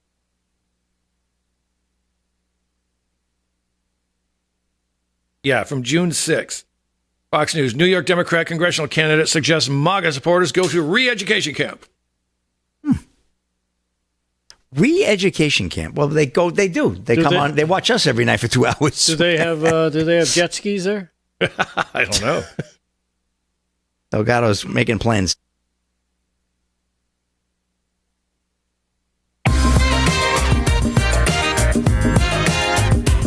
Live from Studio 6B, Real America's Voice on a Tuesday night. I almost said Friday again. You know what it is? It's because Kevin's here. Yeah. He always reminds me of the weekend. I come in looking for pizza every day. It's not here. That's right. Pizza Friday. If you want to find out more about Kevin Downey Jr., make sure you go to his website, KevinDowneyJr.show.com. That's KevinDowneyJr.show.com. You'll find links there to his radio show, but also to his author-isms on PJ Media. His latest being the one from today. How many random sexual assaults by illegals before liberals rethink the way they vote? Good point. He writes here. I'm gonna quote you. So I'm gonna read a little bit from you. Sure. This is you. All right. But not in your voice. Disturbing news today. Last week, an animal armed with a machete tied two teens, one boy and one girl, together with shoelaces and forced them into a park in Queens, New York. He sexually assaulted the 13-year-old girl, took their phones, ordered them not to leave for 20 minutes while he escaped. The cops swarmed the park but couldn't find him. They looked into the local sexual offenders. Also posted the attacker's photo and a drawing of a large tattoo 4 days after the brutal attack. Queens residents. Yep. Now, this is what you said, right? You did some digging on this. Yep. These are Queens residents. And, how can I put this? Typically not MAGA voters, although he might be this time. And he's fed up. The neighborhood's fed up. He says, I've got two sisters. I've got a daughter on the way. And there's no way this guy was getting away from me. And that's when you see the people who are fed up with what's going on and take the law into their own hands. It's time for Democrats to wake up and go, oh, maybe this commie thing isn't working. Yeah. Yep. So it turns out the rapist, the Queens residents recognized him, tuned him up, as they say. Tuned him up. Tuned him up, right. Got him ready. They tuned him up. Held him down, called the cops to make sure he was arrested. He crossed the border illegally back in 2021. And the rest is, as they say, Joe Biden history. So Kevin asked the question, how many attacks, murders, rapes, and violent scenes do illegal immigrants have to commit before we call this nonsense a pattern? Well, the pattern continues, and we saw this coming out of the Harford County Sheriff's Office. This is the Sheriff Jeffrey Galler, blaming basically Joe Biden. Yeah. Alejandro Mayorkas. Yep. For the murder of one Rachel Morin, her death last year. Well, they finally caught the guy. And as you would surmise from where we're going with this, let me just tell you, he wasn't here legally. No. And remember, when you throw this in a lib's face, these leftoids will say, well, illegal immigrants commit fewer crimes than Americans commit. Well, okay, but they're committing crimes that they shouldn't even be here to commit. Exactly. All right? I live here. If I commit a crime, there's really no way to stop me. He lives here, nothing we could do. But if someone comes over the border and, rapes a 13-year-old or kills a mother of 5, well, then that's on the hands of the Bidens. And I'll even say anyone who continues to vote for this. Now you know it's happening. How many sexual assaults before women who vote left will go, oh, maybe I should rethink this? Yeah. Well, wait till it happens to someone you know. Yeah. God forbid somebody in your family, or even to you. If it takes something like that to actually get you to change your thinking. Here's cut number 11. Here's that Harford County sheriff talking about this mother of 5's murder, Rachel Morin. Rachel was not his first victim. And it's my understanding that this suspect, this monster, fled to the United States illegally after committing the brutal murder of a young woman in El Salvador a month early in January of 2023. Once in our country, and likely emboldened by his anonymity, he brutally attacked a 9-year-old girl and her mother during a home invasion in March of 2023 in Los Angeles. And as everyone I believe is aware, that was our first DNA match linking Rachel's case to the Los Angeles case. It has been a fear of mine that once we identified this suspect, the result would be exactly this. And I want to now direct these comments to 1600 Pennsylvania Avenue and to every member in both chambers of Congress. We are 1,800 miles away here in Harford County. We are 1,800 miles away from the southern border, and the American citizens are not safe because of failed immigration policies. This is the second time in just 2 years that an innocent Harford County woman has lost her life to a criminal in our country illegally. Let me repeat that. 1,800 miles from the southern border, and this is the second woman in our county to be killed by an illegal alien. Suspects, in both cases, they are suspects from El Salvador with ties to criminal gangs. Should not be happening. Victor Hernandez did not come here to make a better life for himself or for his family. He came here to escape the crime he committed in El Salvador. He came here and murdered Rachel, and God willing, no one else. But that should have never been allowed to happen. Yeah. Let me throw this in. Nearby Montgomery County, which is very close to Harford County, is a sanctuary county. And in 2017, I think, maybe 2018, they caught 8 rapists who had collectively had 11 victims in about 6 weeks. All right, people who committed crimes here in 6, maybe 7 weeks of becoming a sanctuary county, because people flock there. Right. And that county's right next to Harford County. So that's why he's got 2 women in his county murdered, because it's just too close. Yep. In Prince Charles, I think, county, there's too many of these sanctuary counties, folks. And that's why we have murders here. New York City is a sanctuary city. So what you're saying is, not only are you welcome, not only we'll feed you, we'll put you up. That guy was here the one in Queens, since 2021, living in a shelter. That guy hasn't had a job. He's getting his food from the city. He's getting his shelter, probably his medical care. And in return, he goes out and violates a 13-year-old. And I think this is going to be a big reason that Biden loses and Trump wins. And hopefully it's one of the many, because this can't continue. No, not if we continue down this road, and we're going to keep seeing more and more of this.